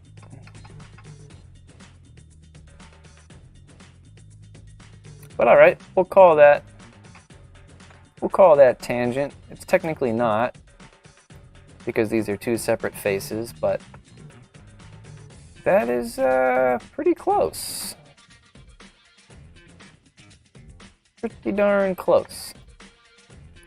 The other thing I could do is I could just go way past it, just like that. And then just start a sketch out here and just extrude cut this all the way through it.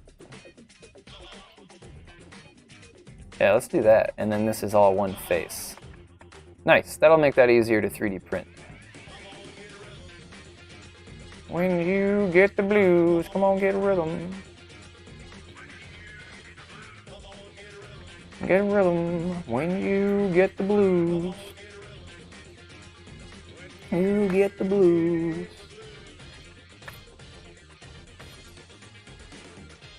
All right. So we've got our little trapdoor mechanism. Well, it's the trapdoor itself. Actually, it's not the mechanism yet, but we're getting there. We're gonna get that that whole mechanism set up by the end of the night, and maybe even start 3D printing it. So the next thing we need to do is design probably the wall of this mechanism. I'd like for it to be somewhat modular.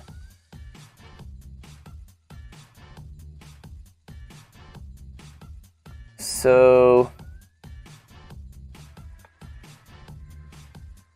we're going to need some kind of a bearing holder thing over here on this side, and then we're going to need some sort of a motor holder thing over here on this side.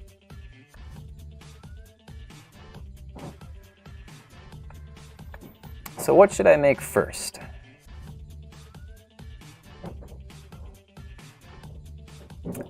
Got my CanQ sketch over here. And what I think is kind of neat is that I can probably, I just want to test this and see if it works. Can I reduce this down to like 35? Oh shoot! I meant 35. And have everything update? Yeah, that's awesome. I can absolutely do that. Change the past to save the future. Oh, that is cool. That is so freaking cool. All right. Let's not start tooting our horn too much here.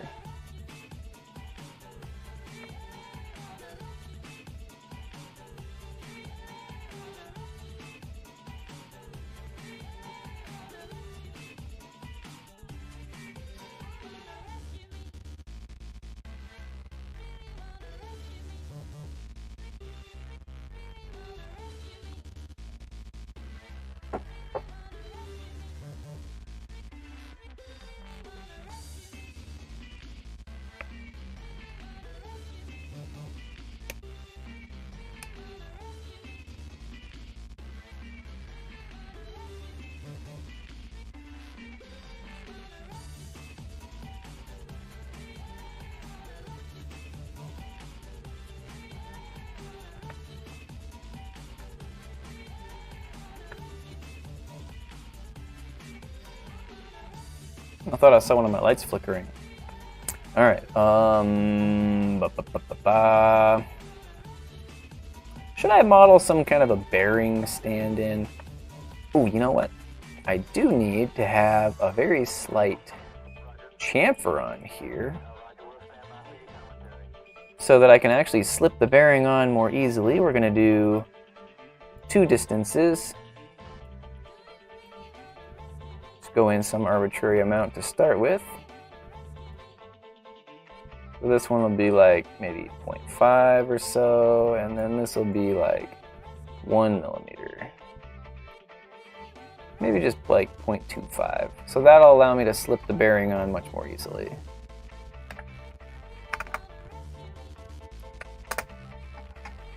There. Nice.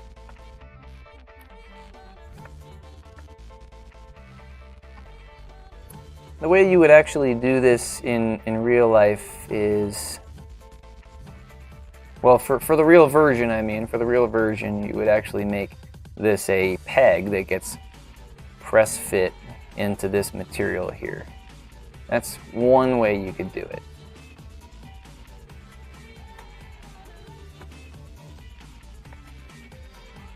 Or you could use a shoulder screw and just put the screw in from the other side, have the shoulder screw sticking out. You could use a headless threaded stud.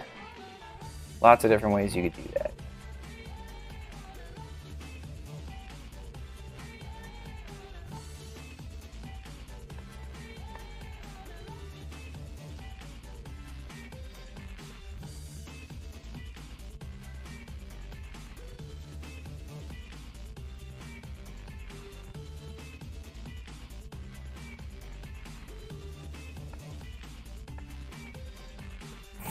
All right, where was I?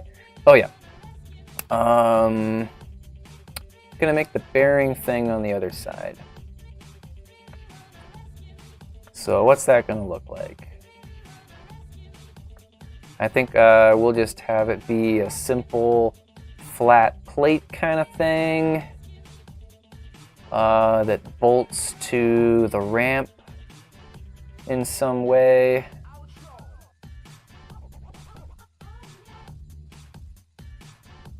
So let's go ahead and go back to the global area.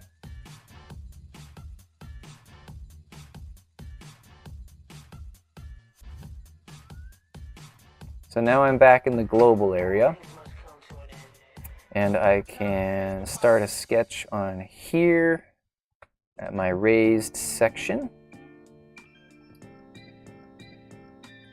And let's just make this some arbitrary circle thing that connects to this flat section below it. That'll be vertical.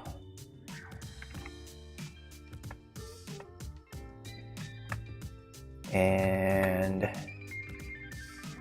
I'll just go out from the top here. Can all be pretty arbitrary just for this little proof of concept.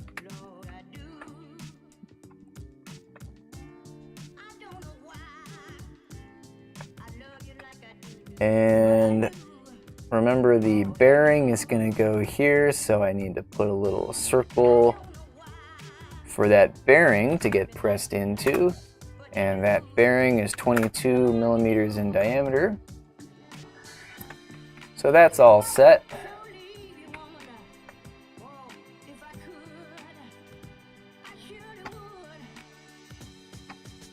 And we'll extrude this out the full depth of the bearing, which is 7 millimeters. And we're going to create a new component out of that.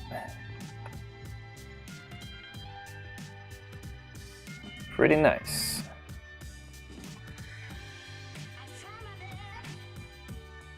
Tamada!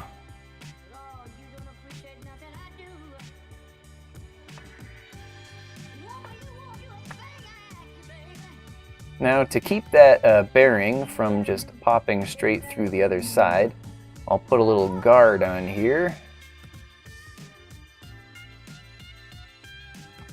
that will look like this.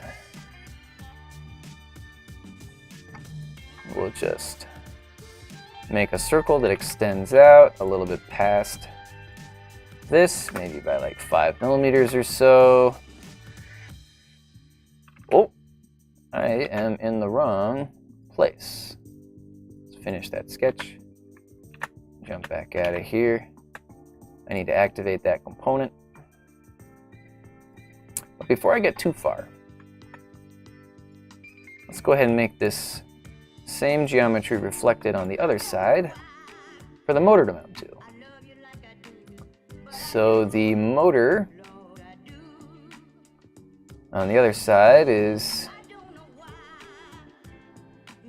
also going to be based off of a sketch except this one, I'm just going to project this entire geometry all the way over here and extrude that. Wait a minute.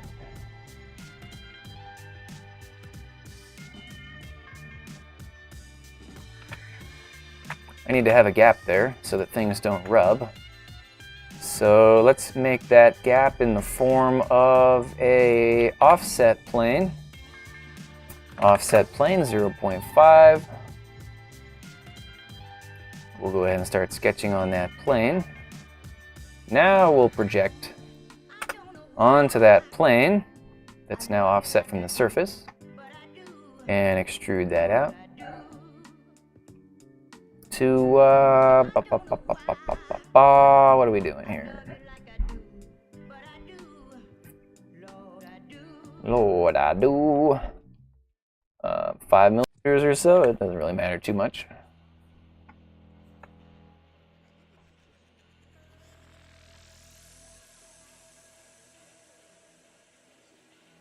And that's going to be a new component as well.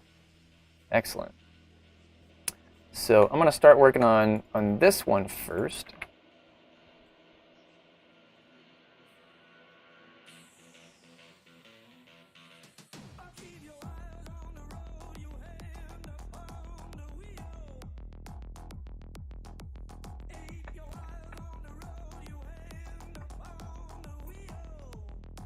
So this will be the next component that I start working on. So let me activate that one. Excellent. That is pretty cool. We'll just extrude this out a little bit past the surface here, like 5 millimeters or so. And we'll just extrude that. Maybe about 2 millimeters or so. That's just to keep the bearing from falling out. And just to add a little bit of stylistic flair, because you need at least 32 pieces, I think. I'm going to make it open in the center so you can see the bearing spin. That'll be cool. Boom. And we're joining that like that. Nice. So that'll keep the bearing from pushing out the other side. If it, for any reason, wants to do that.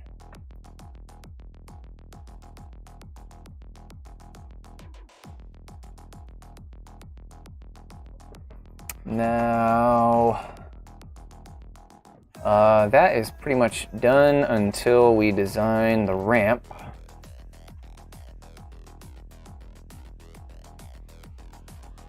Maybe what we can do is we can design the ramp itself as a separate piece that extends from here all the way out to here. That'll be pretty cool, I think. And then we can make everything just kind of bolt on. Designing things modularly, it's pretty nice.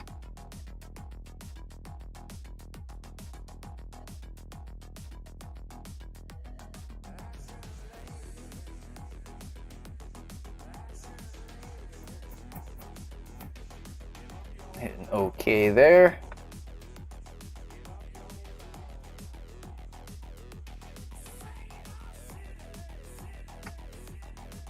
And now to go over to this component, because I got to start adding things to that.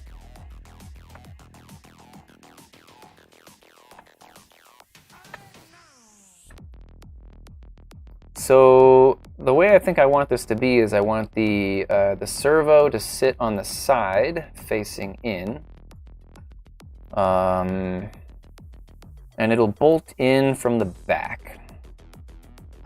So I need to design some way for it to mount. And I think I know how I'm going to do that. But first, did I do my dimensions right? Yes, I did. I did do those right. Very good. I feel smart.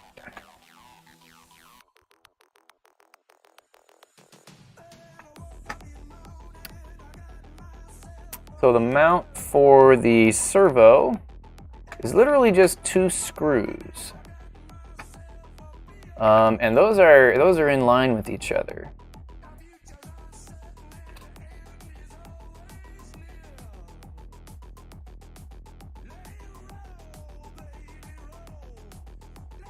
Roll, baby, roll.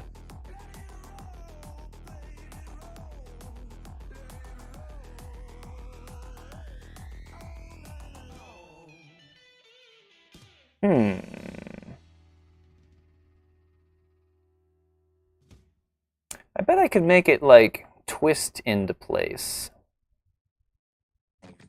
And then get held in place with just 1 screw.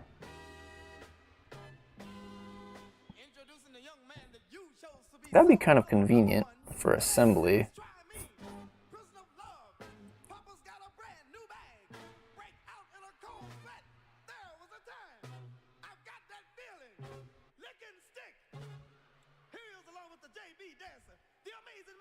Yeah, alright. Well, I can still do 2 screws, actually. James Brown?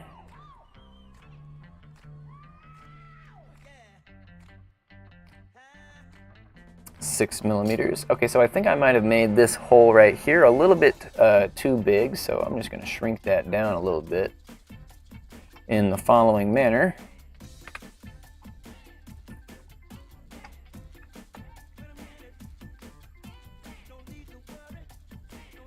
Going back to the universe, see where I defined this one.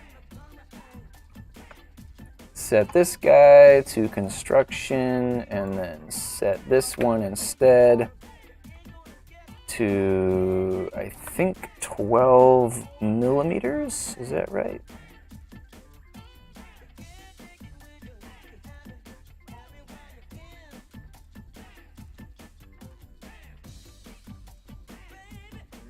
These are all so tricky.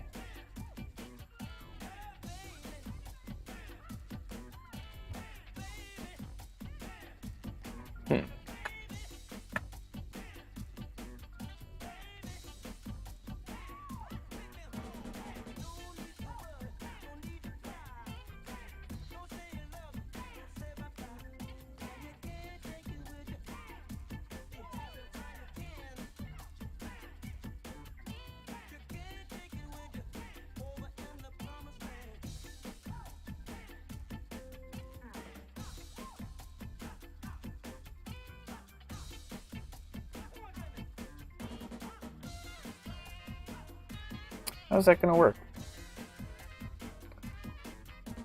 I feel like I've been staring at this for like an hour, just trying to think about how this is gonna actually go in there and get screwed in. The problem that I'm running into right now is that the hole this needs to go into is the same size as the outer dimension of this here circle. So to actually mount this thing, it would have to go in at an angle and then move forward into place so that I can get that screw in there. But that's just not really going to be possible. These servos are meant to be mounted in like this, not mounted in like this. So the problem is I'm trying to do something with these servos that they're not really meant to do.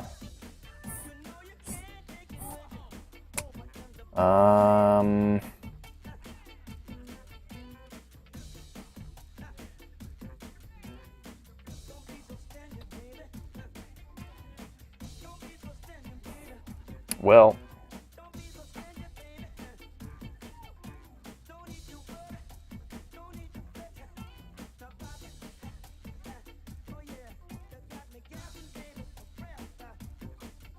I think I'm just gonna have to do this in a clever way. Big surprise.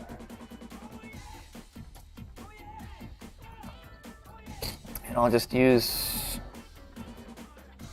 Oh. I know what I could do. I could put a T-bar coming off the back of this servo, and then I could mount it with 3 screws instead of just the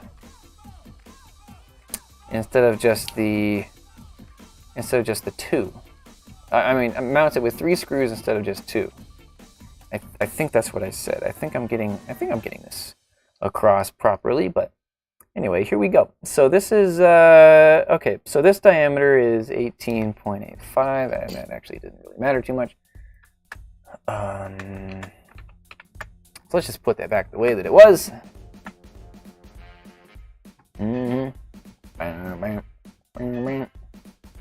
Let's go back here. And I'm just going to use a sketch on this sketch to be exact to set where the servo is going to be mounted. Okay. So from center axis of the servo's rotation to the closest hole, or well, let's start with the furthest one. So the furthest hole is going to be about 20 millimeters. So that's this one right here. That's 20 millimeters, and that clears the hole no problem.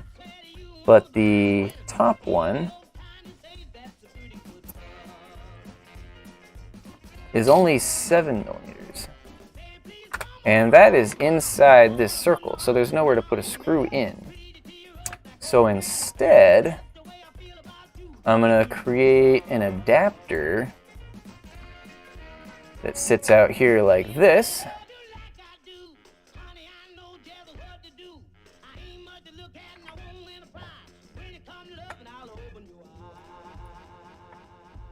And that will go and mount in 3 places instead.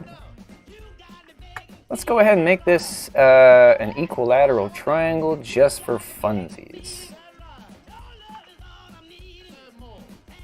Say more.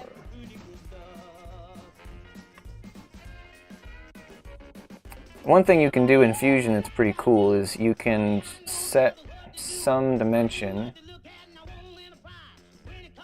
arbitrarily, and then you can go and take another dimension and then set it. Wait a minute. Why doesn't it want me to do this one? Oh, I see. Okay. Never mind.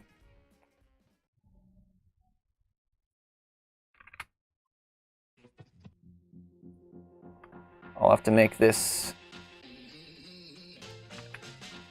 midpoint horizontal, and then I'll have to set these two equal to each other like that for this to be an equilateral triangle. All right. Now for the pegs that this motor is going to sit on, I'm just going to do some simple circles like this.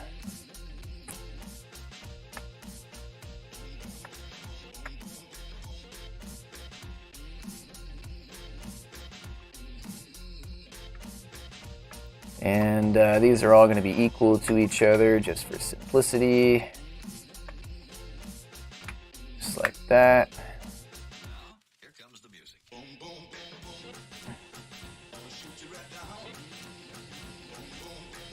I don't have a whole lot of space for these pegs to be very thick, so these are only going to be 4 millimeters in diameter.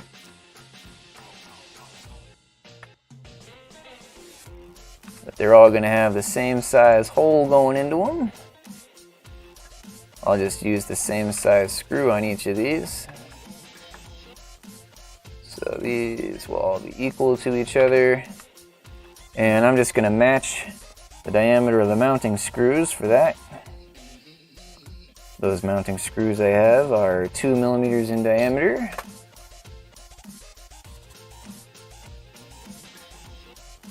And I'll extrude these out.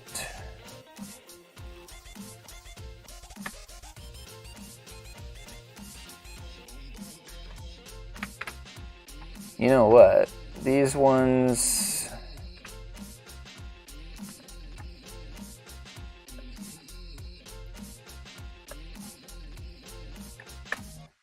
Instead of a circle,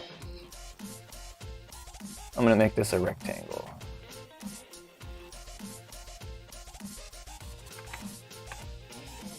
And from here to here, it's going to be 2 millimeters. Yeah, what the heck is going on? This has got to be connected to the end of this. There.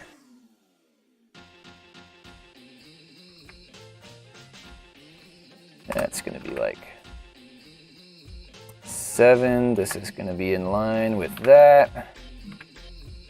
And the thickness, the whole, what is going on here? Oh, I see, okay. It's this. It's going to be 5.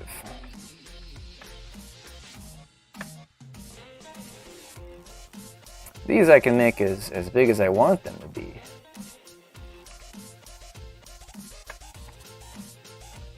I just got a little bit concerned about these not printing correctly.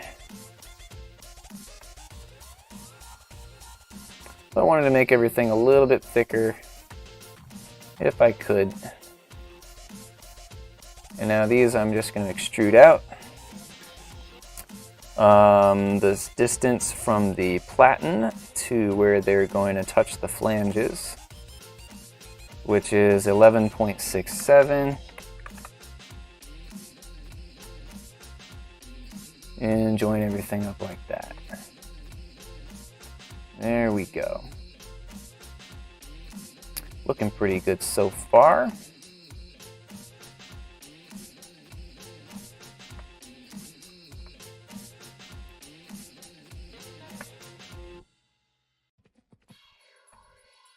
So that is going to be where my servo mounts to. Let's thicken some things up with some, strengthen some things up with some fillets. I'll fillet these edges just to make them look a little nicer. And to make filleting all of these a little bit easier, let's go with a 3mm fillet for good measure. It's 3D printed, so who cares?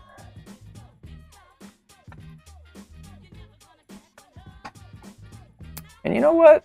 These internal holes, let's just go a little bit smaller with those. I can always drill them a little bit bigger if I need to. The screws are going into plastic, so who cares? Mr. Big Shot. Who do get far? Mr. Big Shot. Mr. Big Shot. Who do you think you are? Alright. We're going to go back to the outside and we're going to start making some adapters. So the first thing I need is an adapter for the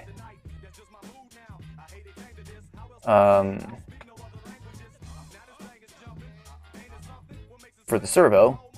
Blanking on words. And let's make it something like this shape, center to center slot. From here to here.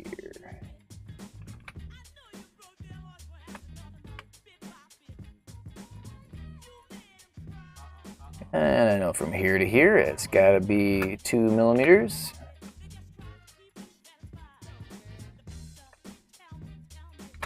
I guess I could just make this equal to that.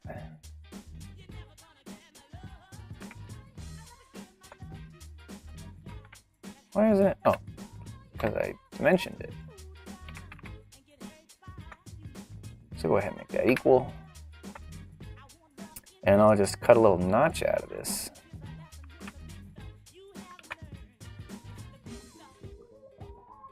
This is going to the center.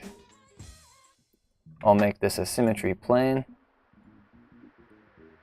And I'll just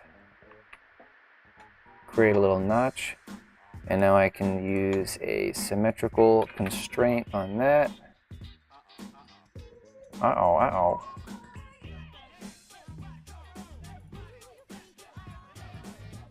There we go.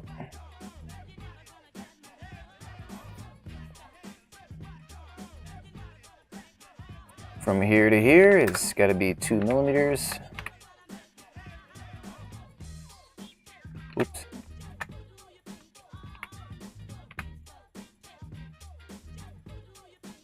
Good, that's still there. This is the width of the servo that it's got to sit in.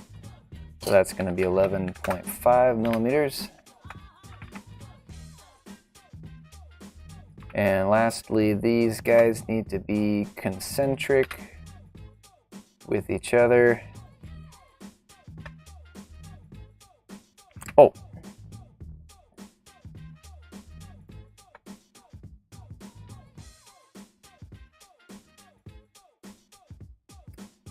And I need to put a hole through this. Right here.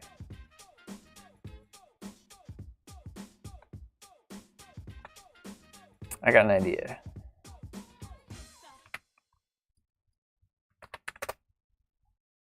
Let's do something kind of interesting.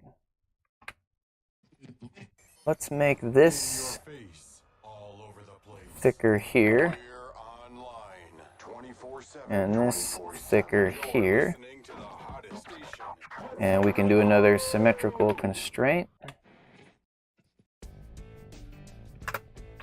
Go 2 millimeters like that. Maybe more than that. Let's go like 4, maybe 5 even. 5 millimeters. Yeah, that seems good. And we'll go up like this.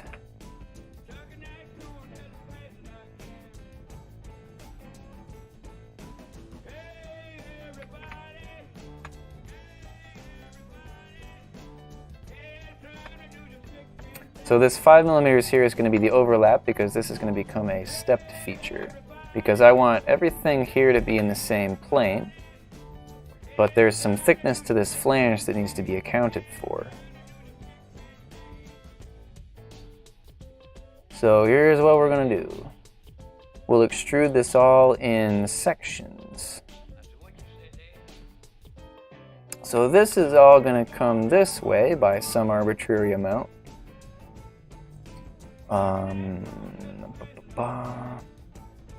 And that is going to be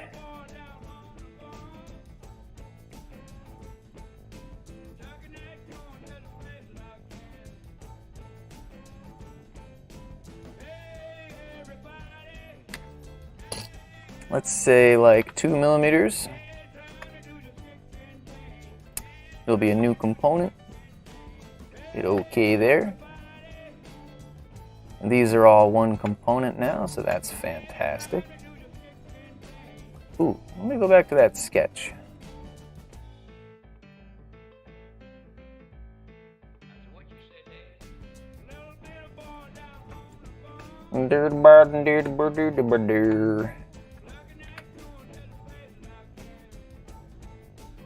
I want to project this one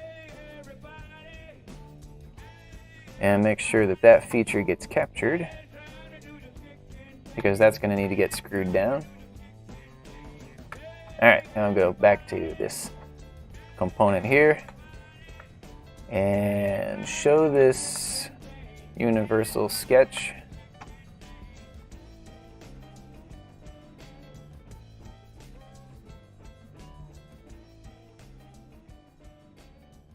And I'm going to select this and this and this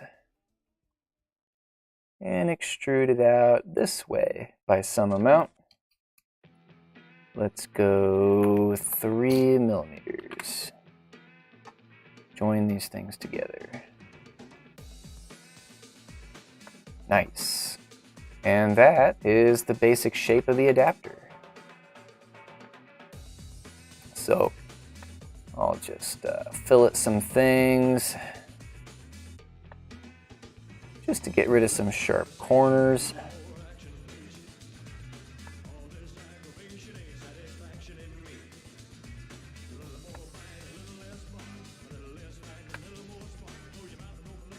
There. That's looking pretty good. Maybe I'll get these too. Alright, it doesn't want me to get those. I'm going to try getting them after the fact. There we go. That works.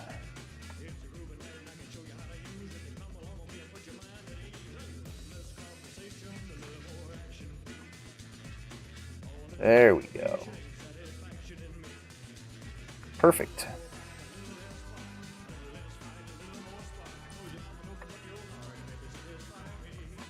I don't have too many more pieces to do. I'd say probably just about 2 of them. I need to make a simple ramp that connects these 2 guys together. And then I need to make a simple keyed adapter that connects the servo to the keyed thingy. Or, well, adapter to this keyed hole to the servo platen. So, shouldn't be too much longer now. I'd say I'd probably give it about 30 minutes or so for the rest of these parts. And that should do it. As long as I don't spend a whole bunch of time staring off into space thinking about how things are going to fit together. Because that's always a risk.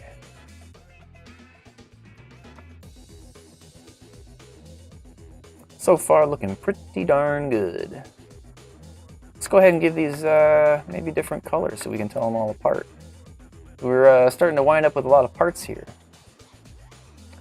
So for that we can go to Modify, go to Appearances, and then let's just go with a bunch of different colors of plastic. Bunch of opaque. Let's go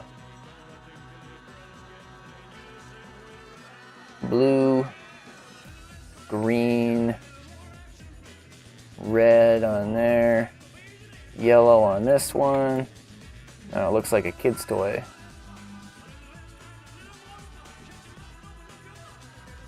Will these move if I try to drag select them? No, they won't. Okay, that's good.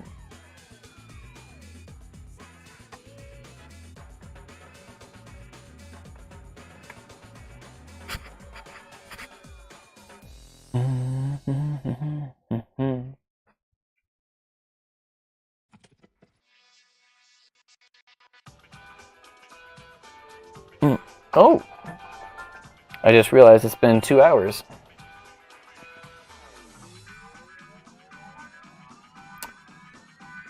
One sec.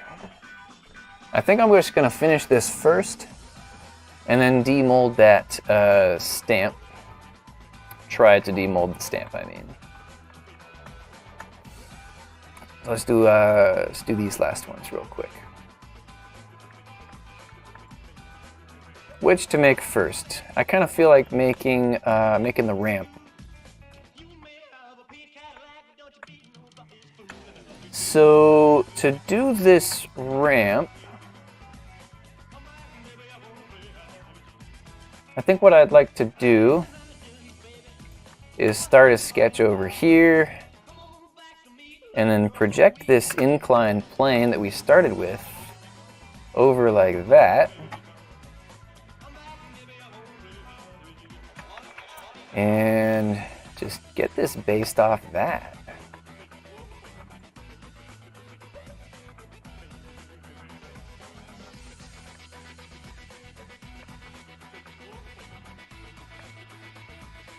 Maybe I'll even extend it out a little bit further.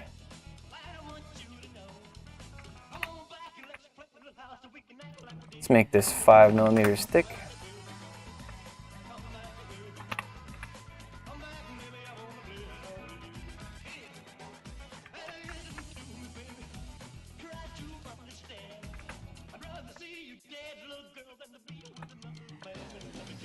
Whoa.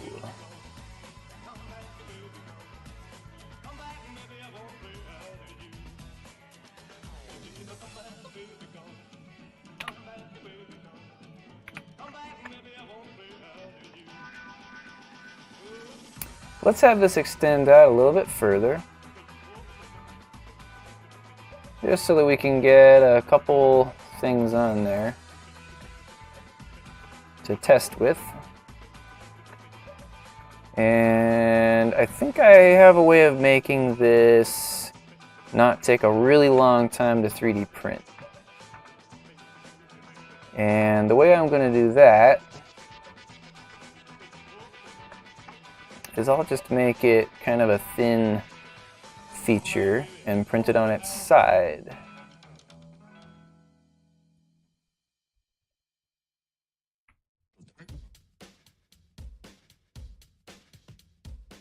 Just like this.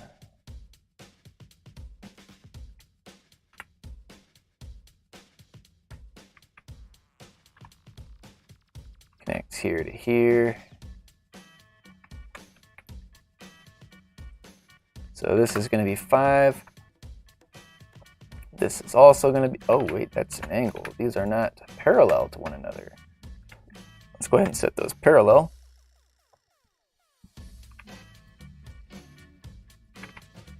This will be 5 millimeters then.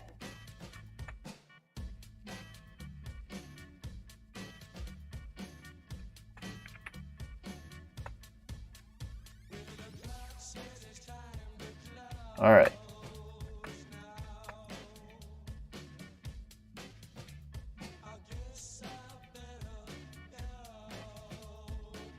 Cool. All right, that's fully constrained, so I can hide this sketch now. And I'm going to extrude this whole thing all the way from here up to this surface and create a new component out of that. And it doesn't seem to want to do it right now, which is a little bit strange. Whoa, oh, okay, that's the start point. Okay, start is profile and the extent is to object. There we go. And that's going to be new component. Excellent. Very, very good.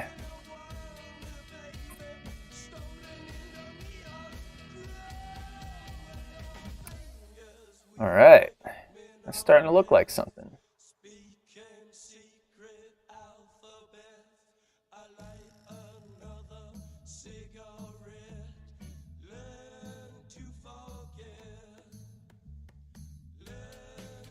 Oh yeah.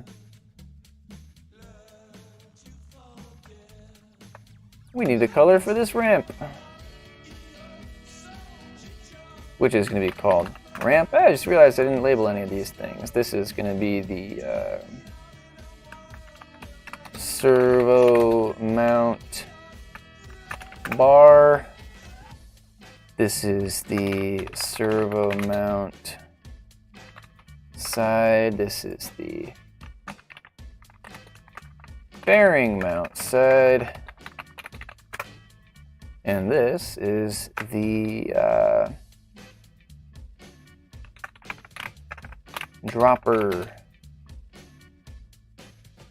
gate.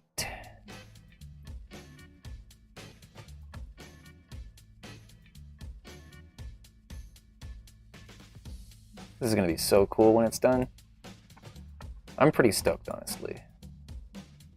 Pretty dang stoked.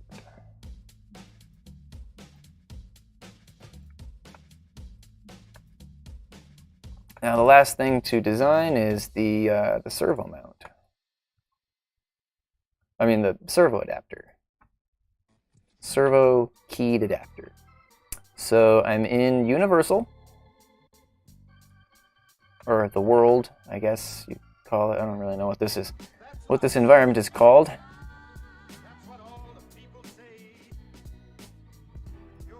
But I'll draw a, I'll start out here. And this is going to be just as big as the servo platen.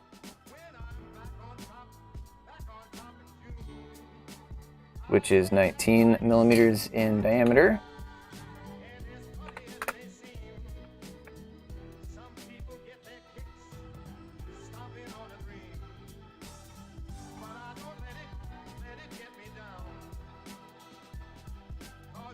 And this is going to be the last new component of this system, I believe.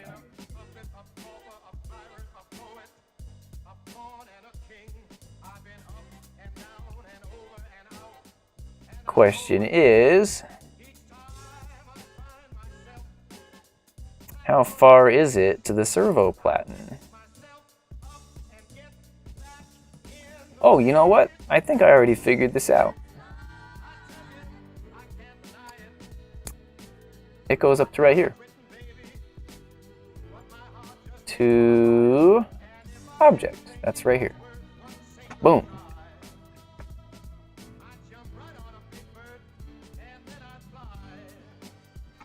Oops.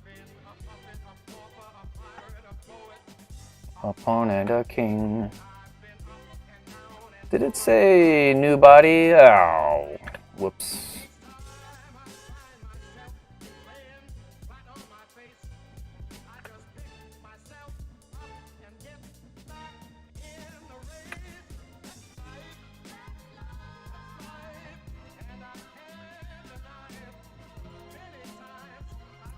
Here and here, up to object, new component.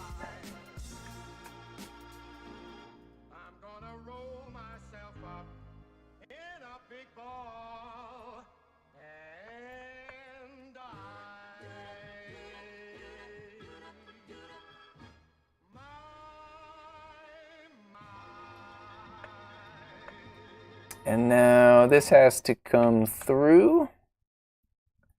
This is the platen to keyway.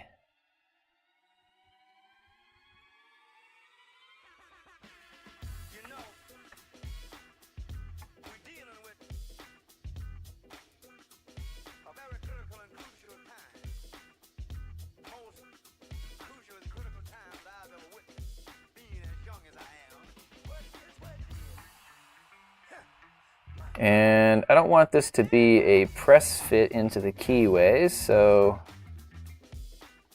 I'm going to offset this sketch right here. So I'll project that.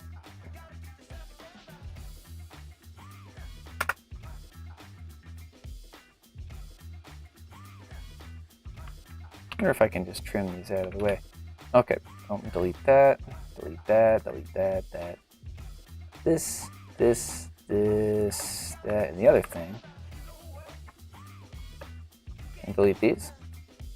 Alright, no I cannot. And we're just going to come down by like 0.5. I'll make sure to go the right way. Let's go 0.25 actually, because that'll give it 0.5 total.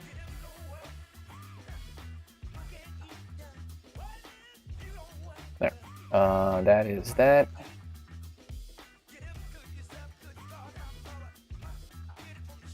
And all of these can become construction, as they're not contributing to anything except for confusion.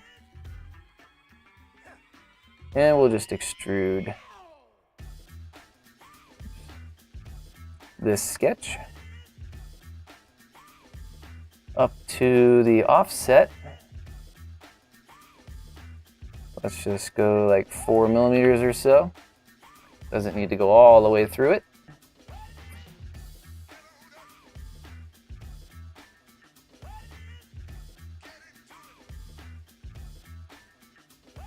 There we go. And now how's this going to connect to the platen? Well, there's a little bit of a raised bump section on the servo platen, which is about 6 millimeters in diameter or so. So I got to make some room for that on this side. So let's go ahead and make a 6 millimeter circle.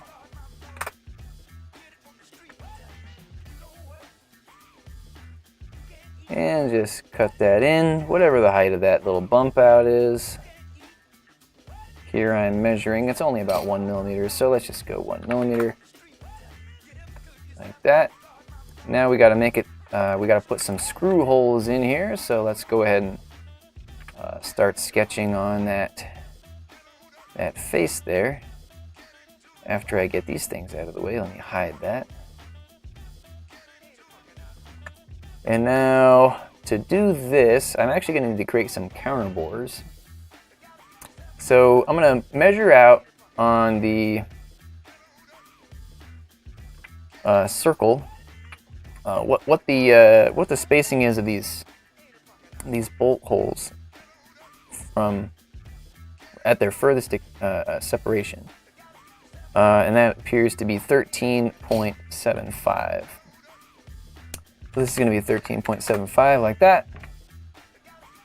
And I'm just going to create a point here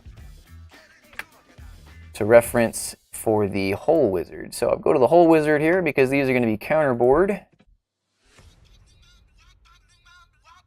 Oh, this song is amazing. This is the song I performed my dance to.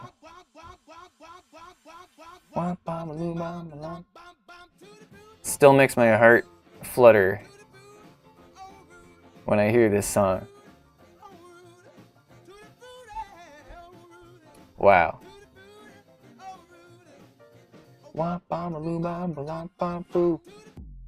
I see myself doing the dance that I performed on stage. Whenever I listen to this song now, I see myself doing that dance. I almost won that competition. And I dropped a screw. Where'd it go? There it is. Everybody loved that routine. I had so many people come up to me afterwards and say, "Oh, dude, you should have won. You would have been my pick for the winner. I thought you were going to win the thing."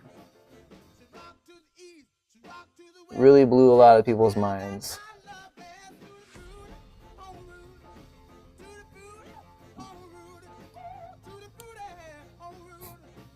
Crazy.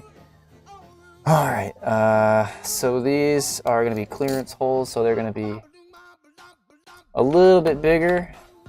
So they're going to be 2.5 millimeters. And the head clearance is only going to be 3.6. Just like that.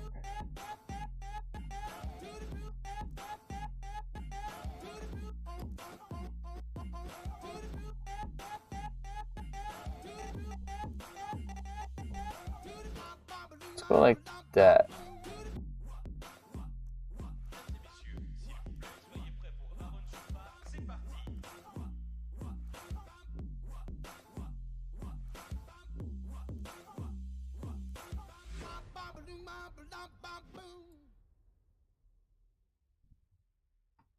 A little bigger than 3.6. Let's go like 3.7. Hey, this is Siba Gunter, the real one and totally not an AI. And you're listening to Jet Set Radio. Glory to Altman. Let's change that hole size a little bit. I think 2.5 might be a little bit too much. Let's go like 2.25 or so. And always drill it out bigger. And this has a very interesting hole pattern in it that's got a couple different spacings. But I'm just going to do 2 holes.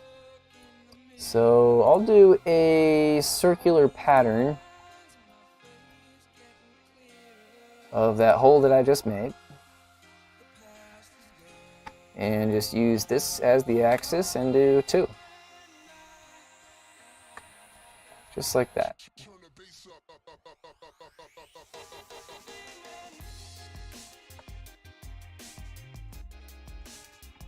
There we go. And that's pretty much all there is to it. I can chamfer this a little bit, same way I did last time. make this 1, make this 0.25 so that it's easier to get in there. And the last thing I might do is just give this a little bit of a fillet so that it's harder to break. And I should probably chamfer the other thing so that that fillet doesn't interfere with it. It's the dropper gate, which I hid the body of. Let's go back to that.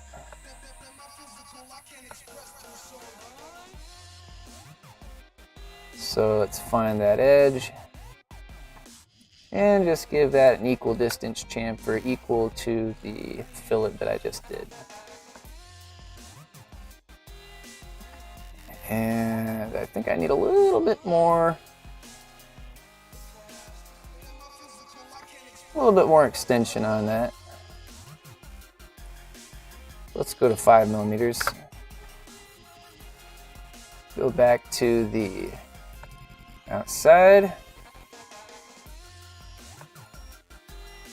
And now we need some way to connect this thing to these things. So I recommend going with some kind of screw for putting these things together. I think that seems like a fairly easy thing to do here. So let's go to the ramp, activate that.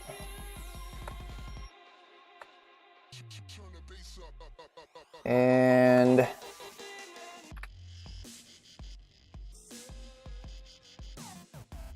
I'm just going to use a sketch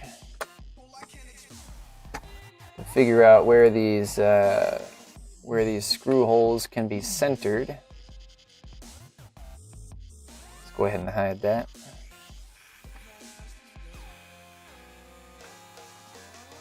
What in the world?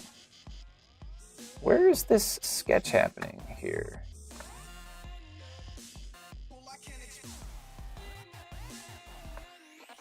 That's weird.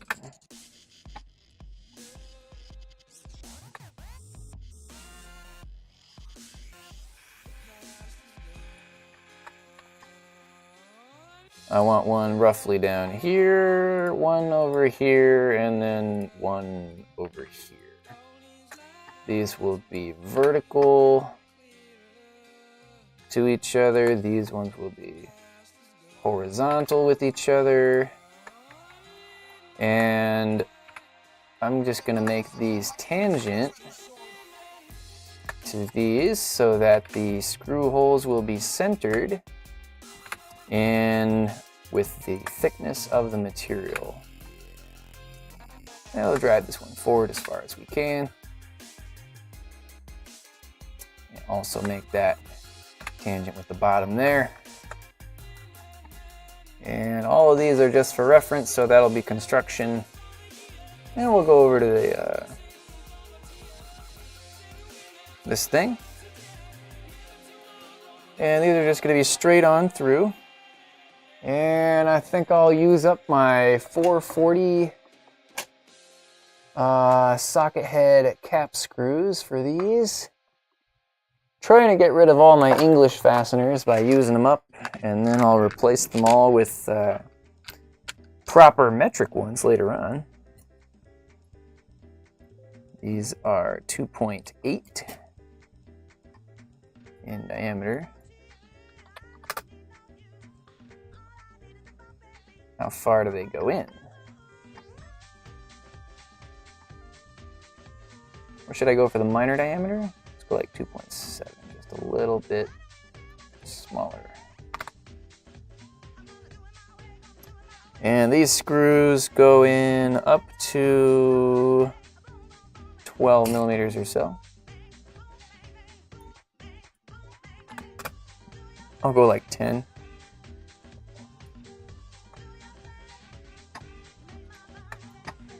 And now I'll put those on the other side as well. Keep this nice and symmetrical, just for simplicity's sake.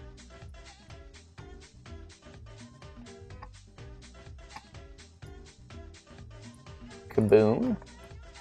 Very nice. Now I got those holes on each side. Very good. Those will be great for threading screws into.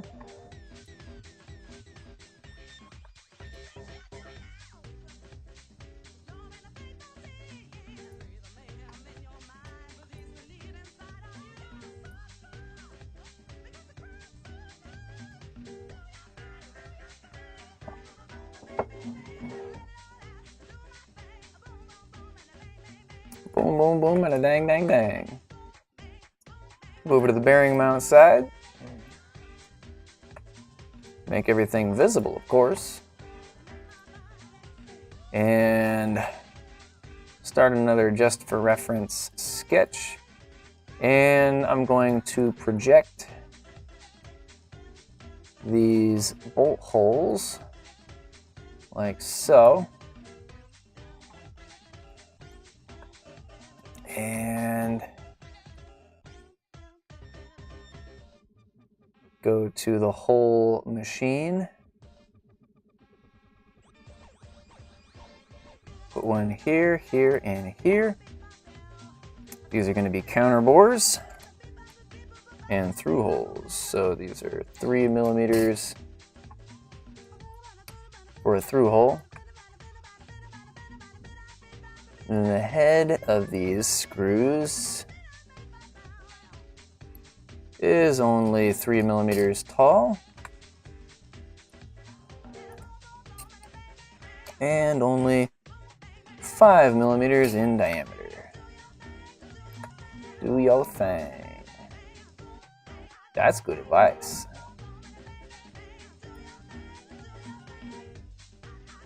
Let's go a little bit smaller just so that there's some material left over.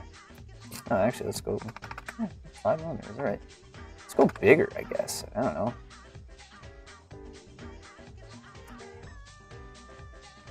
I have a plan for that.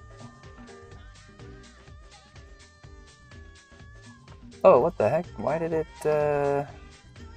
what else did it do there? Objects to cut. Oh, here we go. Don't cut the ramp. We don't want to do that.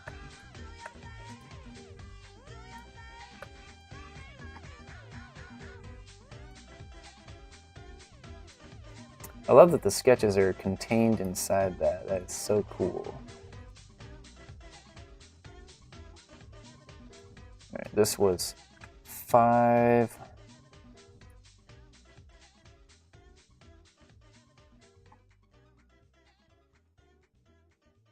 And 3 and 3. Okay, good. There we go. Nice. Oh wait, I made that one 6, didn't I? Not 5.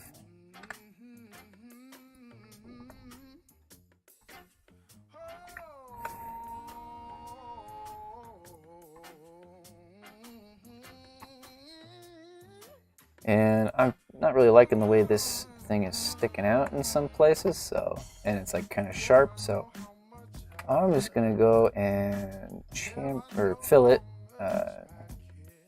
these sharp edges by about 1 millimeter. That's all you need to do.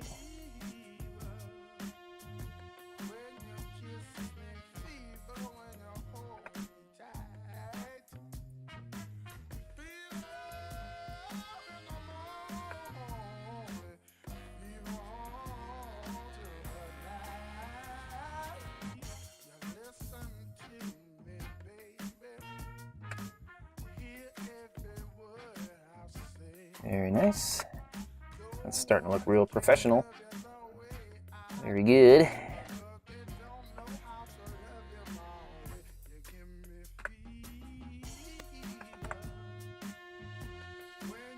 That looks really nice now.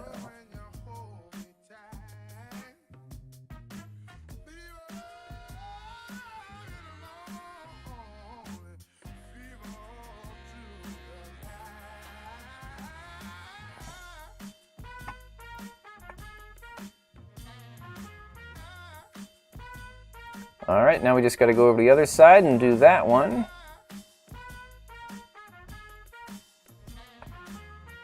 and it will all be complete.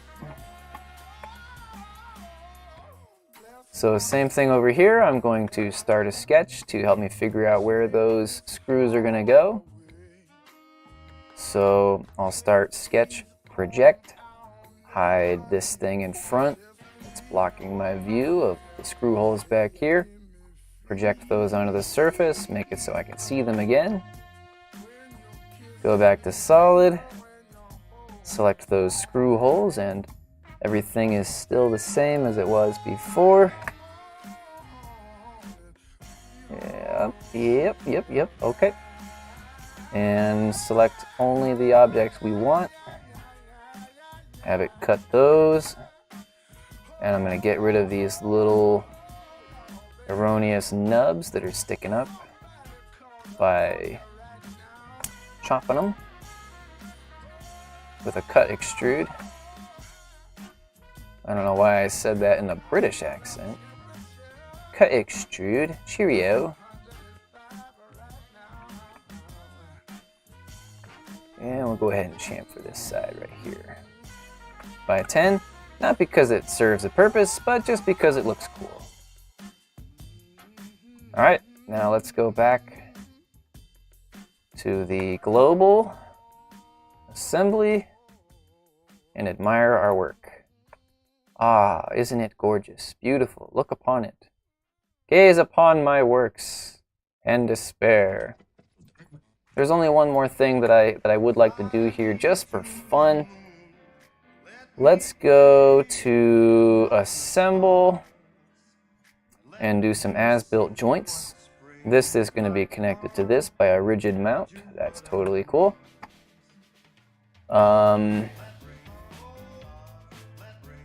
As-built joint again. And this axis right here is going to be connected to this with a revolute right there. Aha! Whoa, what the heck? Okay, hold on.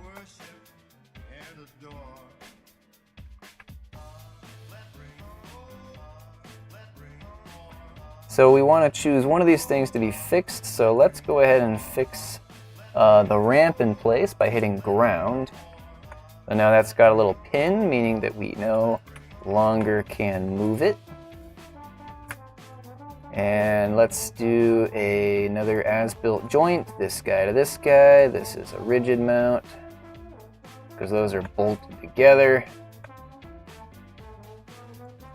These are also a rigid mount. And we can see that we can't really grab and move anything except for that. So let's do another as-built joint. I think it's actually Control-Shift-J. Oh, it's just Shift-J, and then I can click these guys. It's a nice little shortcut. Now nothing seems to be moving except for this guy, which rotates around just as it needs to. Very, very good. Swoosh. We put that sketch from right before back in here and do a section view. There we go. Beautiful. Look at that. I can even move this while it's in section view. Haha, that's cool. Bonk. That's great.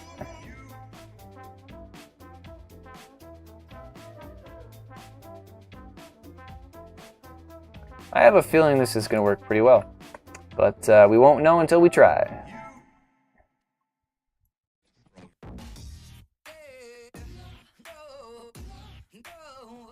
I had my analysis, I had my sketch, and now I just need to export these guys as STLs for 3D printing. Let's come back to that in just a second. I would like to try demolding the thing that we made earlier. Whoops. There we go, let's hide that. I'm gonna go back to the webcam here.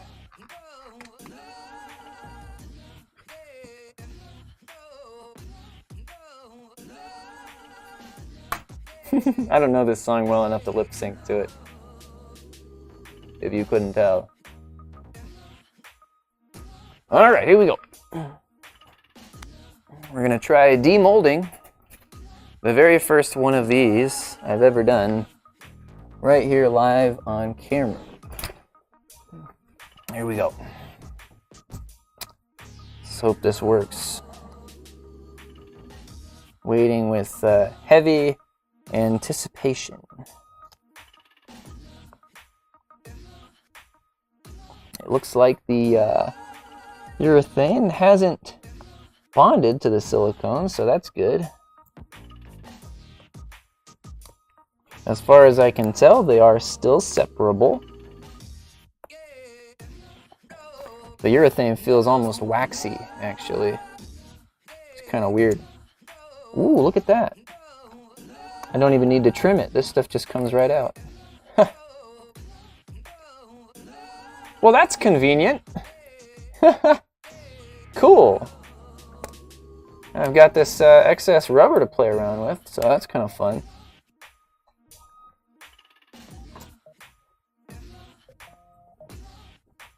Let's see if I can get this out of here.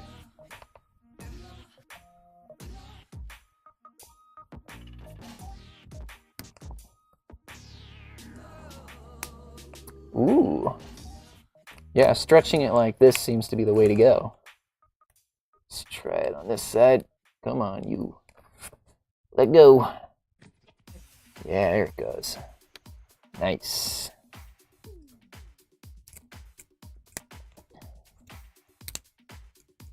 This is exciting. Probably my favorite line from Howl's Moving Castle. This is exciting. All right.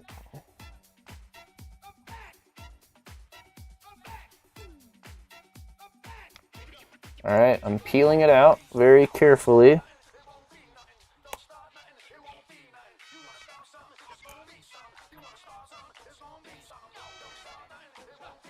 Oh my goodness. Wow. Oh my goodness. That looks so good. Wow. I am blown away by how good that turned out. Let me get the original and we'll do a side-by-side comparison. There's the original and there's the thing that we just casted. The original, solid, plastic, not flexible. This new one, however, rubbery. So it should be much easier to get the stamp to conform to the boxes. Wow. I basically just need to trim off this extra flashing, stick this to something rigid so that it's easier to use as a rolling stamp, and bam.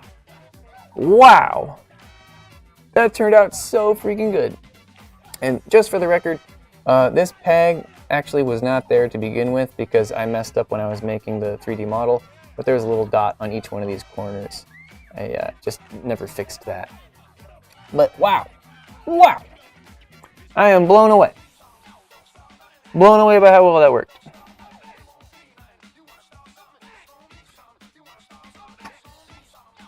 So, right, anyway, back to what we were doing. Let's get things 3D printing now. I'm really, really happy with how that worked. That's cool.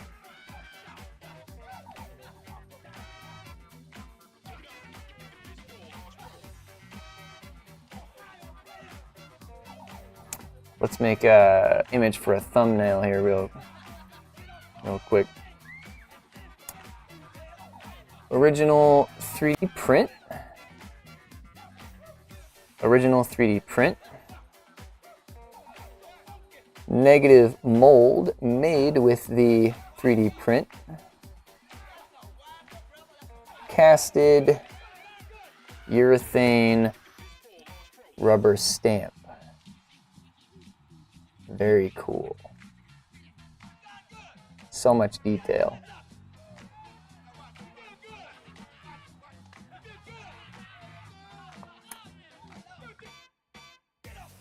All right, back to what we were doing.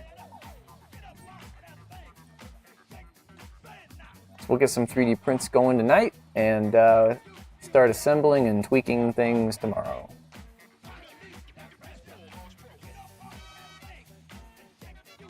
And you all remember how this goes. Let's try to do this as quickly as possible. 3D print this thing. Hit OK. Create a new folder. This is going to be called dispenser. I'll have a folder for the test mechanism, test 1. This is servo mount side.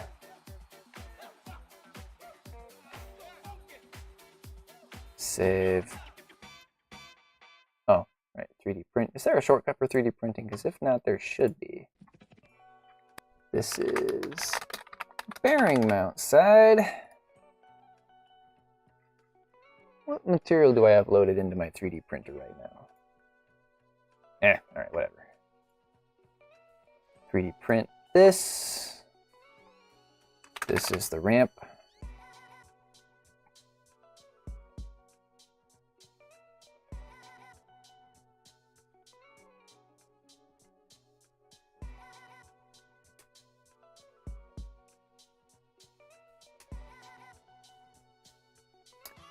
Uh, 3D print. This is the dropper gate.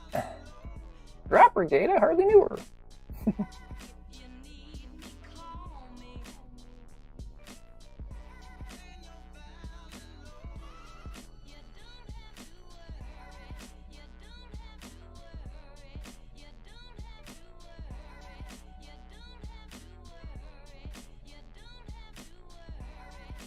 There's just one modification that I want to make to this dropper gate so that it's easier to 3D print. So let me see if I can isolate this. Whoa, whoa, whoa, whoa, whoa, whoa, whoa, whoa, whoa, whoa. Revert position. Okay. Can I isolate this? Yes, I can isolate that. Oh, he's chasing after money.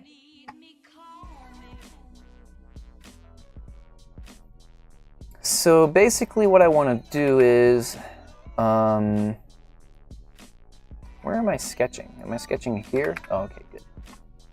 I'm going to extend a line out like this, and I'm going to try to 3D print it in this orientation right here with the build plate down here. So in order to do that, I'm going to set my maximum angle of 3D printing to 45. Yeah, still seems kind of steep. Let's go like 60 degrees. And now this, I'll go tangent to here. And coincident, trim off the excess. And extrude just this little sliver all the way up to the other side and join it. So now this whole thing can print without supports, except for this keyway right here. And I could turn the keyway 45 degrees, but I don't really want to make any cascading issues with anything else. I'll just leave that as is for now. Hit OK.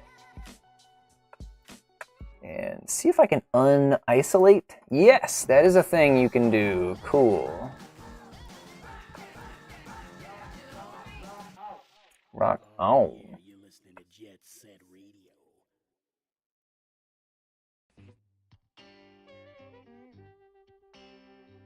Very cool.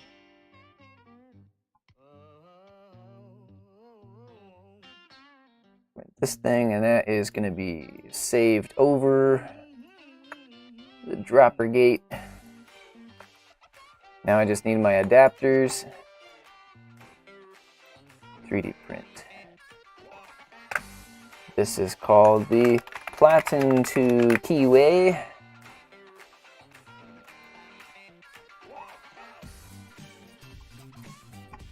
And this one is called Servo Mount R. I don't know. Alright, let's go over to Simplify 3D by typing simp into my computer. And let's just import all of those and start arranging them. 3D print files, dispenser, mechanism test 1. Boom. Oops. Don't want to scale anything. I always have to reorient my brain to how this program operates. The view and motion controls are a little different than in Fusion. It's always a little bit of an adjustment. Place surface on that. This one, I'm going to be a little bit stupid here and just print everything at the same time like an absolute idiot. It's really a bad idea to do this if you didn't pick up on that. And this will be placed on surface, and now everything is kind of overlapping, so we're going to hit center and arrange just to get things spaced out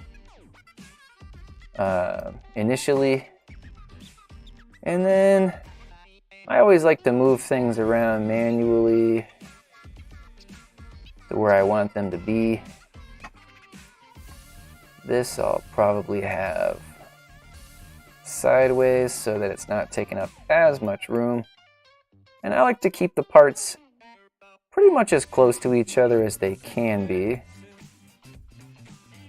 That's a pretty good configuration, I think. Let's see what 3D printing profile we're on. Looks like PETG. That's probably fine. For prototypes, my favorite is ABS and PLA. ABS is very sandable, so if you need to make a prototype that just has to work, and you don't have a lot of time to do another 3D print, but you will have time to sand things, then ABS is great for that. PLA is good because it's nice and fast. PETG is also fairly fast. So we're going to go ahead and generate supports because I'm feeling lucky. And we'll prepare to print. And I'll go get my flash drive. It says that's going to take 14 hours. Wow. Pretty good amount of time.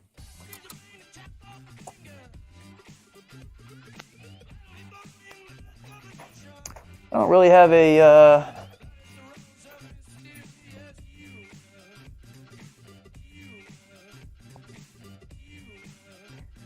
have a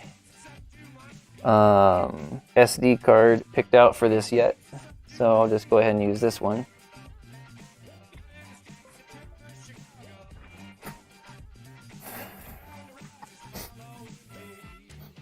And this is probably going to take some time to export, so I'm going to go ahead and make a new folder called Dispenser.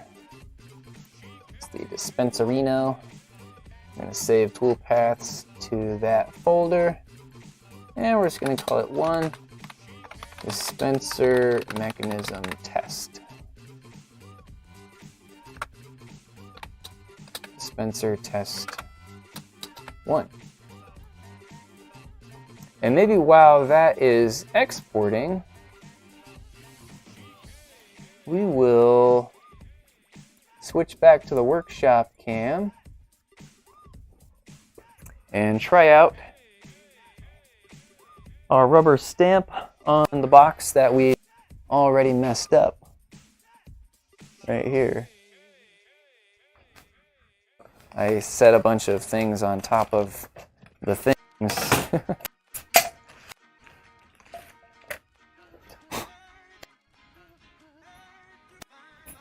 Heard it through the grapevine. I still have my box of paints and things.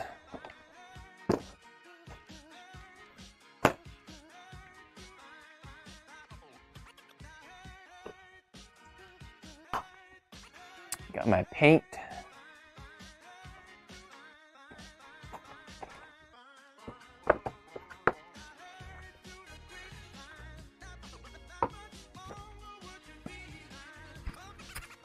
Alright. Squeeze that a little bit onto the mat. Oops, I should have washed this brush.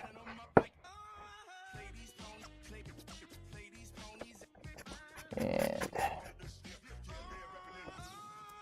I'll prepare it the same way that I did last time.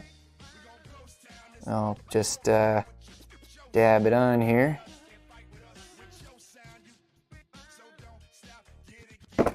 Oops.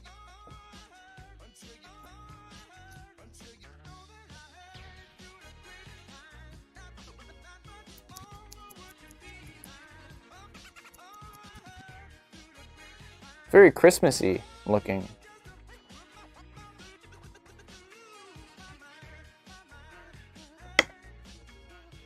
I wonder if I can just press it into the paint like I was wanting to initially, or if I need to do the dabbing technique.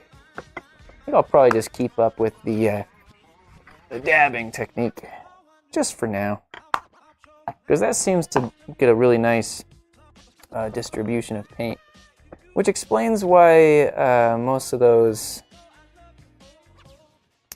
most commercially available rubber stamps come with a pad that's made out of foam that holds all the ink. I bet you that's why, because having the foam really does a good job of applying the gooey stuff.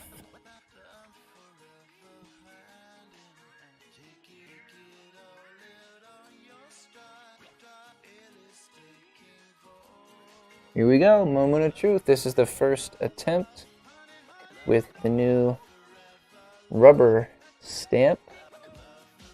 Just rolling it all the way across. And yeah, that looks much better than it did already. I'm gonna go back over it because I missed the O somehow.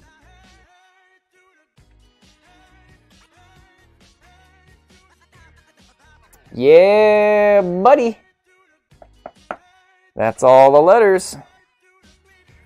All right, I'm gonna go wash this off before the paint dries on there. I'll be right back.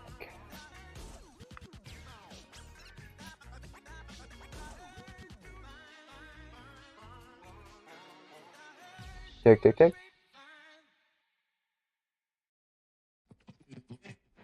Tell me that you're doing wrong. Well, I shock it all alone. Crying wolf ain't like a man. Throwing rocks to hide your hand. You ain't done enough for me. You ain't done enough for me. You are disgusting me. Yeah, yeah.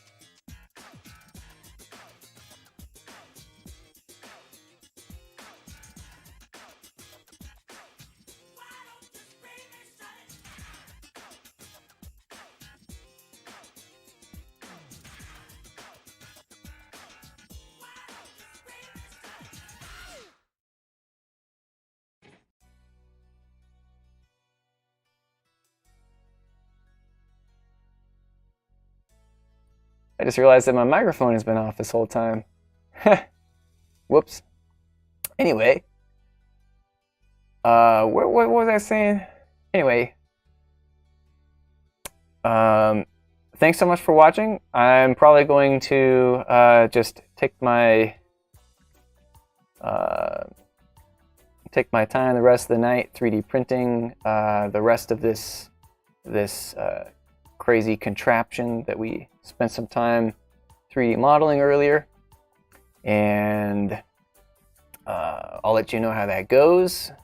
I got some catching up to do on Patreon postings, so look forward to that. Hopefully I'll be able to get that done in the next day or so. Fill you guys in on everything that I was taking measurements on at Denver, because I was doing some science while I was there, trying to work on my cooling vest design a little bit as I could.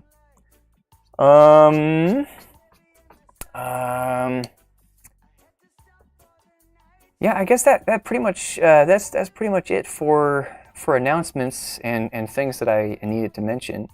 So I hope you like what I'm doing, and I hope you like what you're doing. Stay creative, be good, be nice to people, and I will see you in the next workshop live stream.